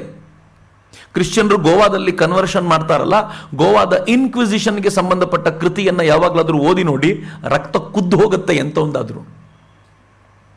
ಇನ್ಕ್ವಿಸಿಷನ್ನ ಆ ಭಯಾನಕವಾದ ಸಂಗತಿಗಳನ್ನು ಹೇಳಿ ಮುಗಿಸ್ಲಿಕ್ಕೆ ಸಾಧ್ಯ ಇಲ್ಲ. ಹೇಗೆ ಇವರೆಲ್ಲರೂ ಮಾಡ್ತಿದ್ದು ಅಂತಂದ್ರೆ, ಹಿಂದೂಗಳಿಗೆ ಮಾಂಸ ನಿಷಿದ್ಧವಾಗಿದ್ದರಿಂದ, ಗೋಮಾಂಸ ನಿಷಿದ್ಧವಾಗಿದ್ದರಿಂದ ಆ ಗೋಮಾಂಸವನ್ನು ತಿನ್ನಿಸಿದ್ರೆ ನಿಮ್ ಜಾತಿ ಭ್ರಷ್ಟ ಅಂತ. ನಾವು ನಮ್ಮ ಜಾತಿ ವ್ಯವಸ್ಥೆನ ಎಷ್ಟು ಗಟ್ಟಿ ಮಾಡ್ಕೊಂಡಿದ್ವಿ ಇಸ್ಲಾಂನ ಆಕ್ರಮಣದ ನಂತರ ಅಂದ್ರೆ, ಯಾರಾದ್ರೂ ಒಬ್ಬ ಹೀಗೆ ಮತಾಂತರವಾಗಿ ಬರ್ತಾನೆ, ಒತ್ತಾಯದ ಮತಾಂತರವಾದ್ರೂ ಅವನನ್ನು ಮತ್ತೆ ತನ್ನ ಜಾತಿಯ ಕ್ಲಚಸ್ ಒಳಗೆ ಸೇರಿಸ್ಕೊಳ್ಳದೆ ಇರೋ ತರ ಬಲವಾಗಿಸ್ಕೊಂಡ್ ಬಿಡ್ತಿದ್ವಿ. ಅವ್ರಿಗೆ ಬಹಳ ಸುಲಭ, ಒಬ್ಬನಿಗೆ ಗೋಮಾಂಸ ತಿನ್ನಿಸ್ಬಿಡು, ಮುಗೀತು, ಇನ್ನು ಪರ್ಮನೆಂಟ್ಲಿ ಅವನು ವಾಪಸ್ ಹೋಗಂಗಿಲ್ಲ ಅಂತ. ಈ ಹೊತ್ತಲ್ಲಿ ಇವರಿಬ್ಬರನ್ನೂ ಕೂಡ ಆ ಥರ ಚಿತ್ರಹಿಂಸೆಗೆ ಒಳಪಡಿಸಿ ಅವ್ರು ಹೇಳುವಂತೆ ಕೇಳುವ ಸ್ಥಿತಿಗೆ ತರಬೇಕು ಅಂತ ಪ್ರಯತ್ನ ಪಟ್ಟಿದ್ರು. ಕೆಲವರು ಹೇಳ್ತಾರೆ ಅವ್ರ ಮತಾಂತರವೂ ಗೊಂಡಿದ್ರು ಆ ಹೊತ್ತಿನಲ್ಲಿ ಅಂತ. ಆಪದ್ಧರ್ಮವಾಗಿ ಆಗಿರ್ಬೋದು, ಇದಕ್ಕೇನು ಬಹಳ ದೊಡ್ಡ ಉತ್ತರ ಹುಡುಕಬೇಕಾಗಿಲ್ಲ. ಕುತ್ತಿಗೆ ಮೇಲೆ ಕತ್ತಿ ಇಟ್ಟಾಗ ಅನಿವಾರ್ಯವಾಗಿ ಆಗಬೇಕಾದ ಪ್ರಸಂಗ ಬಂದಾಗ ಆಗಿರಬಹುದು. ಅಂತರಂಗದ ಒಳಗೆ ಒಂದು ಬೆಂಕಿ ಉರಿತಿರುತ್ತಲ್ಲ, ಆ ಬೆಂಕಿಯನ್ನ ಕಾಪಾಡಿಕೊಂಡು ಹೊರಗಡೆ ತಾನು ಏನು ಬದಲಾವಣೆ ಬೇಕಿದ್ರು ಮಾಡ್ಕೊಂಡಿದ್ದಿರ್ಬೋದು ಅಂತ ಅನೇಕ ಬಾರಿ ಅನ್ಸುತ್ತೆ. ಹೀಗಿದ್ದಂಥ ಹಕ್ಕಬುಕ್ಕರನ್ನ ತುಘಲಕನಿಗೆ ದೊಡ್ಡ ಸಮಸ್ಯೆ ಏನಾಯಿತು ಅಂತಂದ್ರೆ, ಆತ ಇಲ್ಲಿಂದ ಸೇನೆ ವಾಪಸ್ ಹೋದಾಗ ಇಲ್ಲಿ ಮತ್ತೆ ಜನ ದಂಗೆದ್ದವರೆಲ್ಲ ತಮ್ಮ ರಾಜ್ಯವನ್ನು ವಾಪಸ್ ಪಡ್ಕೊಂಡ್ರು. ಅಲ್ಲಿ ಆತನ ವಿರುದ್ಧ ಸಾಕಷ್ಟು ದೊಡ್ಡ ಹೋರಾಟಗಳು ನಡೆದಿದ್ದರಿಂದ ಆತನಿಗೆ ಇದ್ದಿದ್ದನ್ನು ಉಳಿಸ್ಕೊಂಡ್ರೆ ಸಾಕು ಅಂತಾಗಿ ಈ ಹಕ್ಕಬುಕ್ಕರನ್ನು ಕಳಿಸ್ಕೊಟ್ಟು, ಆನೆಗುಂದಿಯಲ್ಲಿ ನೀವು ಆಳ್ಕೊಂಡಿರಿ, ನನ್ನ ಸಾಮಂತರಾಗಿ ಉಳ್ಕೊಳ್ಳಿ ಅಂತ ಕಳಿಸ್ಕೊಟ್ರು. ಇಲ್ಲಿ ಆನೆಗುಂದಿಗೆ ಬಂದ್ರೆ ವಿದ್ಯಾರಣ್ಯರಿದ್ರು. ವಿದ್ಯಾರಣ್ಯರಿಗೆ ಇವರು ಪ್ರಣಾಮವನ್ನು ಮಾಡ್ತಾ ವಿದ್ಯಾರಣ್ಯರ ಮುಂದೆ ತಮ್ಮ ದುಃಖವನ್ನು ತೋಡ್ಕೊಂಡ್ರು. ವಿದ್ಯಾರಣ್ಯರ ಮನಸ್ಸಿನಲ್ಲೂ ಕೂಡ ಒಂದು ಆಕಾಂಕ್ಷೆ ಉದಿಸ್ತಾ ಇತ್ತಲ್ಲ, ಒಂದು ಹಿಂದೂ ಸಾಮ್ರಾಜ್ಯದ ಸ್ಥಾಪನೆ ಆಗಬೇಕು, ಸಮರ್ಥವಾದ ಕೈಗಳು ಅದಕ್ಕೆ ಬೇಕು. ಯಾರು ಗಂಡುಗಲಿ ಕುಮಾರರಾಮನೊಂದಿಗೆ ಹಿಂದೂ ಚಿಂತನೆಗೋಸ್ಕರ ಹೋರಾಟ ಮಾಡಿದ್ರೋ ಅಂಥವರು ಸರಿ ಆಗ್ಬೋದು ಅಂತ ಅವರಿಗೂ ತಕ್ಷಣ ಕನ್ನಿಸ್ತು. ಆದರೆ ಅವರು ಹೇಳಿದ್ರು, ನಮಗೊಂದು ಸಮಸ್ಯೆ ಏನಿದೆ ಅಂತಂದರೆ, ನಾವು ಅಲ್ಲಿಗೆ ಹೋಗಿ ಬಂದಿರೋದ್ರಿಂದ ನಮ್ಮನ್ನು ಯಾರೂ ಸೇರಿಸ್ಕೊಳ್ತಾ ಇಲ್ಲ, ನಾವು ಹೇಗೆ ಹಿಂದೂ ಧರ್ಮದ ಫೋಲ್ಡಿಗೆ ವಾಪಸ್ ಬರೋದು ಅಂತ. ವಿದ್ಯಾರಣ್ಯರು ಮುಲಾಜೆ ನೋಡಲಿಲ್ಲ. ಸಮರ್ಥವಾಗಿರುವಂಥ ಸಂತರು ಬೇಕಾಗೋದು ಇಂಥ ಸಂದರ್ಭದಲ್ಲೇ. ಅವರು ಹೇಳಿದರು, ಧರ್ಮಕ್ಕೆ ಸಂಕಟ ಬಂದಿರುವಾಗ, ಅದರಲ್ಲೂ ನೀವೇನು ಇಷ್ಟಪಟ್ಟಾದವರಲ್ಲ, ನೀವು ಒತ್ತಾಯಕ್ಕೆ ಸಿಲುಕಿಯಾದವರು. ಹಾಗಾದಾಗಲೂ ಕೂಡ ಹೃದಯದೊಳಗೆ ನೀವು ನಿಮ್ಮ ಧರ್ಮವನ್ನು ಬಿಟ್ಟಿಲ್ಲವಾದ್ದರಿಂದ ನಿಮ್ಮನ್ನು ಕರ್ಕೊಳ್ಳೋದು ನನ್ನ ಜವಾಬ್ದಾರಿ ಅಂತ ಹೇಳಿ ಎಲ್ಲರನ್ನೂ ಒಪ್ಪಿಸಿ ಅವರನ್ನು ವಾಪಸ್ ಕರೆಸ್ಕೊಂಡ್ರು. ಬಹುಶಃ ಈ ಥರದ ಪ್ರಕ್ರಿಯೆ ಬಹಳ ಹಿಂದೆ ತುಂಬ ವ್ಯಾಪಕವಾಗಿ ನಡೆದಿದ್ದರೆ ಸಮಸ್ಯೆ ಇರಲಿಲ್ಲ. ವಿವೇಕಾನಂದರ ಕುರಿತಂತೆ ಒಂದು ಪುಸ್ತಕವನ್ನು ಅವರ ತಮ್ಮ ಬರೀತಾನೆ, ದ ವಾರಿಯರ್ ಮಾಂಕ್ ಅಂತ, ದ ಸೈಕ್ಲಾನಿಕ್ ಮಾಂಕ್ ಅಂತ ಪ್ರಾಬಬ್ಲಿ. ಆ ಪುಸ್ತಕದಲ್ಲಿ ಅವನು ಹೇಳ್ತಾನೆ, ಮುಸಲ್ಮಾನರ ಆಕ್ರಮಣದ ನಂತರ ಯಾರು ಈ ಆಕ್ರಮಣ ಮಾಡಿದ ಮುಸಲ್ಮಾನರು ತೀವ್ರ ಗತಿಯಲ್ಲಿ ಕನ್ವರ್ಟ್ ಮಾಡಿ ವಾಪಸ್ ಹೋಗ್ಬಿಡ್ತಿದ್ರಂತೆ, ದಂಡೆತ್ತಿ ಬಂದಿರುವಂಥವ್ರು. ಅದಾದಮೇಲೆ ಊರಿನಲ್ಲಿರುವಂಥ ಹಿರಿಯ ಬ್ರಾಹ್ಮಣರು, ಜೋಯಿಸರು ಅವ್ರನ್ನೆಲ್ಲ ಕರೆಸಿ ಪ್ರಾಯಶ್ಚಿತ್ತ ವಿಧಾನ ಹೇಳ್ತಿದ್ರಂತೆ. ಭಾಳ ಸಿಂಪಲ್. ಪ್ರಾಯಶ್ಚಿತ್ತ ಅಂದರೆ ಏನು ಅಂದರೆ, ದೇವಸ್ಥಾನಕ್ಕೆ ಹೋಗಿ ಒಂದಿನ ಕ್ಲೀನ್ ಮಾಡಿಬಿಡು, ಒಂದಿನ ಊರನ್ನೆಲ್ಲ ಕ್ಲೀನ್ ಮಾಡು, ಒಂದಿನ ಎಲ್ರಿಗೂ ಈ ಥರದ ಸೇವೆ ಮಾಡಿಸು, ನೀನು ವಾಪಸ್ ಹಿಂದೂ ಧರ್ಮಕ್ಕೆ ಬಂದೆ ಅಂತ. It was very simple. ಬಂಗಾಳದಲ್ಲಿ ಈ ಥರ ತೀವ್ರ ಗತಿಯಲ್ಲಿ ನಡೀತಾ ಇರುವಾಗ ಯಾರ್ಯಾರು ಈ ರೀಕನ್ವರ್ಟ್ ಮಾಡ್ತಾರೋ ಅವರನ್ನೇ ಹೋಗಿ ಮುಸಲ್ಮಾನ್ ದೊರೆಗಳು ಹೇಳಿದ್ರಂತೆ, ನೀವು ರೀಕನ್ವರ್ಟ್ ಮಾಡಲಿಲ್ಲ ಅಂತಂದರೆ ನಾವು ನಿಮ್ಮನ್ನು ಮುಟ್ಲಿಕ್ಕೆ ಬರಲ್ಲ, ನಿಮ್ಮ ಮತವನ್ನು ಮುಟ್ಲಿಕ್ಕೆ ಬರಲ್ಲ, ನೀವು ಆರಾಮಾಗಿರಿ, ನಿಮ್ಮನ್ನು ಬಿಟ್ಬಿಡ್ತೀವಿ, ಆದರೆ ಇವ್ರನ್ನ ಮಾತ್ರ ರೀಕನ್ವರ್ಟ್ ಮಾಡಬಾರ್ದು ಅಂತ ಹಾಗೆ ಹೇಳಿದ್ರ ಪರಿಣಾಮವಾಗಿ ಒಂದು ಕಠಿಣವಾಗಿರುವಂಥ ಬೌಂಡ್ರಿ ಹಾಕ್ಕೊಳ್ಳಾಯಿತು. ಅದರ ಪರಿಣಾಮವಾಗಿ ರೀಕನ್ವರ್ಷನ್ ನಿಂತೋಯ್ತು ಅಂತ ಒಂದು ಸಣ್ಣ ಉದಾಹರಣೆ ಕೊಡ್ತಾರೆ. ಆ ದೃಷ್ಟಿಯಿಂದ ನೋಡೋದಾದ್ರೆ ಇಡೀ ಭಾರತದಲ್ಲಿ ಇವತ್ತಿಗೂ ಕೂಡ ರೀಕನ್ವರ್ಷನ್ಗೆ ಇರುವಂಥ ದೊಡ್ಡ ಸಮಸ್ಯೆ ಇಲ್ಲೇ. ನಾವು ಎಷ್ಟು ರಿಜಿಡ್ ಆಗಿದ್ದೀವಿ ಅಂತಂದ್ರೆ, ಅವ್ರು ವಾಪಸ್ ಬರ್ತಾರೆ ಅಂತಂದ್ರೆ ಅಲ್ಲಿ ವಾಪಸ್ ತೆಗೆದುಕೊಳ್ಳಿಕ್ಕೆ ಹಿಂದೆ ಮುಂದೆ ನೋಡ್ತೀವಿ. ಅದನ್ನು ವಿದ್ಯಾರಣ್ಯರು ಮಾಡಿ ತೋರಿಸಿದ್ರಲ್ಲ, ಆನಂತರ ಸ್ವಾತಂತ್ರ್ಯದ ಕಾಲಘಟ್ಟದಲ್ಲಿ ಶ್ರದ್ಧಾನಂದರು ಮಾಡಿ ತೋರಿಸಿದ್ರಲ್ಲ. ಈಗ ಮತ್ತೊಮ್ಮೆ ಈ ಥರದ ವ್ಯಾಪಕವಾದ ಪ್ರಯತ್ನ ಆಗಬೇಕು. ಅನೇಕರು ಒಳಗೊಳಗೆ ಯಾರು ಕುದಿತಾ ಇದ್ದಾರೋ ಹಾಗೆ ಕುದಿತಾ ಇದ್ದಂಥವ್ರು ಮರಳಿ ಬರಲಿಕ್ಕೆ ಒಂದು ವ್ಯಾಪಕವಾದ ವೇದಿಕೆ ನಿರ್ಮಾಣ ಆಗಬೇಕು. ಆ ಥರದ ವೇದಿಕೆಯನ್ನು ಅವತ್ತು ವಿದ್ಯಾರಣ್ಯರು ದೊಡ್ಡ ಮಟ್ಟದಲ್ಲಿ ನಿರ್ಮಾಣ ಮಾಡಿಕೊಟ್ಟಿದ್ರು ಅಂತ ಅನ್ಸುತ್ತೆ. ಇವರಿಬ್ಬರು ಮರಳಿ ಬಂದರು. ಮರಳಿ ಬಂದ ತಕ್ಷಣ ಅವರಿಬ್ಬರಿಗೂ ಹೇಳಲಾಯಿತು, ಆನೆಗುಂದಿಯಲ್ಲಿರುವಂಥ ಈ ರಾಜಧಾನಿ ನೀವೇನು ಮಾಡ್ಕೊಂಡಿದ್ದೀರಿ ಇದು ಸಾಕಾಗಲ್ಲ, ನದಿಯ ಆಚೆಗೆ ಒಂದು ರಾಜಧಾನಿ ಆಗಬೇಕು, ಅದು ಬಲವಾಗಿರಬೇಕು, ಒಂದು ರಾಜಧಾನಿ ಕಟ್ಟಿ ಅಂತ. ಬಟ್ ಜಾಗ ಯಾವುದು ಹುಡ್ಕೋದು? ಒಂದಿನ ಬೇಟೆಗೆ ಹೋಗಿದ್ದಂಥ ಹಕ್ಕ, ಮುಂದೆ ಹರಿಹರ ಅಂತ ಕರೀತಾರೆ, ಹಕ್ಕರಾಯ ಗುರುಗಳ ಬಳಿ ಧಾವಿಸಿ ಬಂದಂತೆ. ಬಂದು ಕೈ ಮುಗಿದು ಹೇಳಿದಂತೆ, ಗುರುಗಳೇ ಒಂದು ಅಚ್ಚರಿಯನ್ನು ನೋಡಿದೆ ನಾನು ಇವತ್ತು. ನಾವು ಬೇಟೆಗೆ ಹೋಗ್ಬೇಕಾದ್ರೆ ಬೇಟೆ ನಾಯಿಗಳನ್ನು ಕರ್ಕೊಂಡು ಹೋಗ್ತೀವಲ್ಲ, ಈ ಬೇಟೆ ನಾಯಿಗಳು ಒಂದು ಕಡೆಗೆ ಹೋಗ್ಬೇಕಾದಾಗ ನಾನು ಗಾಬರಿ ಆದೆ, ಅವುಗಳೇ ಓಡಿ ಬರ್ತಿದ್ವು, ಅವುಗಳನ್ನು ಮೊಲಗಳು ಅಟ್ಟಿಸಿಕೊಂಡು ಬರ್ತಿದ್ವು. ಮೊಲಗಳು ನಮ್ಮ ಬೇಟೆ ನಾಯಿಗಳನ್ನು ಕಚ್ಚಿದ್ದನ್ನು ನೋಡಿದೆ. ನಾನು ನಮ್ಮ ಬೇಟೆ ನಾಯಿಗಳು ಇಷ್ಟು ಗಾಬರಿಗೊಂಡಿದ್ದನ್ನು ನನ್ನ ಜೀವನದಲ್ಲಿ ನೋಡಿರಲಿಲ್ಲ ಅಂತ. ತಕ್ಷಣ ವಿದ್ಯಾರಣ್ಯರು ಹೇಳಿದರು, ಅದೇ ಸರಿಯಾದ ಜಾಗ ರಾಜಧಾನಿ ಕಟ್ಟಲಿಕ್ಕೆ. ಬೇಟೆ ನಾಯಿಗಳಂತೆ ಬಂದಿದ್ದಾರಲ್ಲ, ಅವರಿಗೆ ಶಾಂತವಾಗಿರುವ ಮೊಲಗಳು ಕಚ್ತವೆ ಅಂತ ತೋರಿಸ್ಲಿಕ್ಕೆ ಅದೇ ಸಮರ್ಥವಾಗಿರುವಂಥ ಜಾಗ, ಅಲ್ಲೇ ರಾಜಧಾನಿ ಕಟ್ಟಬೇಕು ಅಂತ. ಹಕ್ಕರಾಯ ಕೇಳಿದ್ದಂತೆ. ಆದರೆ ಅದು ಹೊಯ್ಸಳರಿಗೆ ಸೇರಿದ್ದಲ್ಲ. ವಿದ್ಯಾರಣ್ಯರ ಪ್ರಭಾವ ಹೆಂಗಿತ್ತು ಅಂತಂದರೆ, ಅವ್ರಿಗೆ ನಾನು ಹೇಳ್ತೀನಿ, ಉಳಿದಿದ್ದ ಕೆಲಸ ನೀನು ಶುರು ಮಾಡುವಂತ. ಈಗ ಹಣದ ಆಲೋಚನೆ ಬಂತು. ನಾನು ನಿನ್ನೆ ಹೇಳಿದಂತೆ ಹಣದ ಕೊರತೆ ಇದೆಯಲ್ಲ, ಹಣವನ್ನು ತುಂಬಬೇಕಲ್ಲ, ಎಲ್ಲಿಂದ ಹಣ ತಂದು ಕೊಡಬೇಕು ಅಂತಂದಾಗ ವಿದ್ಯಾರಣ್ಯರು ಪುರಶ್ಚರಣ ಮಾಡಿದರು ಅಂತ ಹೇಳ್ತಾರೆ. ವಿದ್ಯಾರಣ್ಯರು ತಾವು ಮಂತ್ರ ಜಪವನ್ನು ಮಾಡ್ತಾ ಚಿನ್ನದ ಮಳೆಯನ್ನು ಸುರಿಸಿದ್ರು ಅಂತ. ಆದರೆ ವಿದ್ಯಾರಣ್ಯರು ಕೇಳಿದವರೆಲ್ಲ ಅವರಿಗೆ ಬೊಗಸು ತುಂಬ ಕೊಟ್ಟಿದ್ದಾರೆ, ಮೈ ಮೇಲೆ ಇದ್ದಿದ್ದನ್ನೆಲ್ಲವಲ್ಲೂ ದಾನ ಮಾಡಿದ್ದಾರೆ. ಯಾಕೆ ಗೊತ್ತೇನು? ಒಳಗಿದ್ದ ಆಕ್ರೋಶ. ಅವರು ಮುಸಲ್ಮಾನರು ದಾಳಿ ಮಾಡಿದಾಗ ಆ ದಾಳಿಯ ಹೊತ್ತಿನಲ್ಲಿ ಆಗಿರುವಂಥ ನೋವನ್ನು, ಆ ದಾಳಿಯ ಹೊತ್ತಿನಲ್ಲಿ ಆಗಿರುವಂಥ ಅತ್ಯಾಚಾರವನ್ನು, ಆ ದಾಳಿಯ ಹೊತ್ತಲ್ಲಿ ಅವರು ಮಾಡಿರುವಂಥ ಆ ಅಟಾಟೋಪವನ್ನು ಕಂಡು ಎಲ್ಲರೂ ಒಳಗೊಂದು ಬೆಂಕಿ ಇತ್ತಲ್ಲ, ನಾವು ಹೋದ್ರೂ ಚಿಂತೆ ಇಲ್ಲ, ಆದರೆ ಈ ಸಾಮ್ರಾಜ್ಯ ನಿರ್ಮಾಣ ಆಗಲೇಬೇಕು ಅನ್ನುವಂಥ ಹಠಕ್ಕೆ ಇದ್ದವರೆಲ್ಲರೂ ದಾನ ಮಾಡಿದ್ದಾರೆ. ಅದು ಕ್ರೆಡಿಬಿಲಿಟಿ, ಅದು ವಿದ್ಯಾರಣ್ಯರದ್ದು. ವಿದ್ಯಾರಣ್ಯ ಮೇಲೆ ಒಂದು ವಿಶ್ವಾಸ ಇತ್ತಲ್ಲ, ಇವರು ಮನಸ್ಸು ಮಾಡಿದರೆ ಸಾಧ್ಯವಾಗುತ್ತೆ ಅಂತ. ಆ ವಿಶ್ವಾಸವನ್ನು ವಿದ್ಯಾರಣ್ಯರು ಹಂಪಿಯಲ್ಲಿದ್ದು ಗಳಿಸಿಕೊಂಡಿದ್ದರು ಪ್ರತಿಯೊಬ್ಬರದ್ದು. ಹೇಗೆ ಹಣ ಹರಿದು ಬಂತು ಅಂತಂದರೆ ಒಂದು ಅದ್ಭುತವಾಗಿರುವಂಥ ರಾಜಧಾನಿ ನಿರ್ಮಾಣ ಆಯಿತು. ಆ ರಾಜಧಾನಿ ನಿರ್ಮಾಣ ಆದಾಗ ಸಂಗಮ ವಂಶದ ಹಕ್ಕರಾಯರು ಈಗ ಅದನ್ನು ಆಳಲಿಕ್ಕೆ ಅಂತ ಕೂತರು. 4 ವಂಶಗಳು ಆಳಿವೆ: ಸಂಗಮ, ಸಾಳುವ, ತುಳುವ ಮತ್ತು ಅರವೀಡು ಅಂತ. ನಮ್ಮೆಲ್ಲ ಸ್ಕೂಲ್ ಪುಸ್ತಕದಲ್ಲಿ ಇದರ ಮೇಲೆ ತುಂಬ ಒತ್ತು ಕೊಟ್ಟಿದ್ದಾರೆ. 4 ವಂಶಗಳ ಹೆಸರನ್ನು ಬರೆಯಿರಿ ಅಂದರೆ 4 ವಂಶಗಳ ಹೆಸರನ್ನು ಬರೆಯೋದು. ಆದರೆ ನಿಜವಾಗಿಯೂ ಯಾತಕ್ಕೋಸ್ಕರ ಈ ಸಾಮ್ರಾಜ್ಯ ನಿರ್ಮಾಣ ಆಯಿತು, ಆ ಸಾಮ್ರಾಜ್ಯದ ವ್ಯಾಪ್ತಿ ಏನಿತ್ತು, ಹೇಗೆ ಬೆಳೆದಿತ್ತು ವಿಜಯನಗರ ಸಾಮ್ರಾಜ್ಯ ಅನ್ನೋ ಕಲ್ಪನೆಯ ಕುರಿತಂತೆ ನಾವು ಅತ್ಯಂತ ಕಡಿಮೆ ಕೆಲಸ ಮಾಡಿದ್ದೀವಿ ಅಂತ.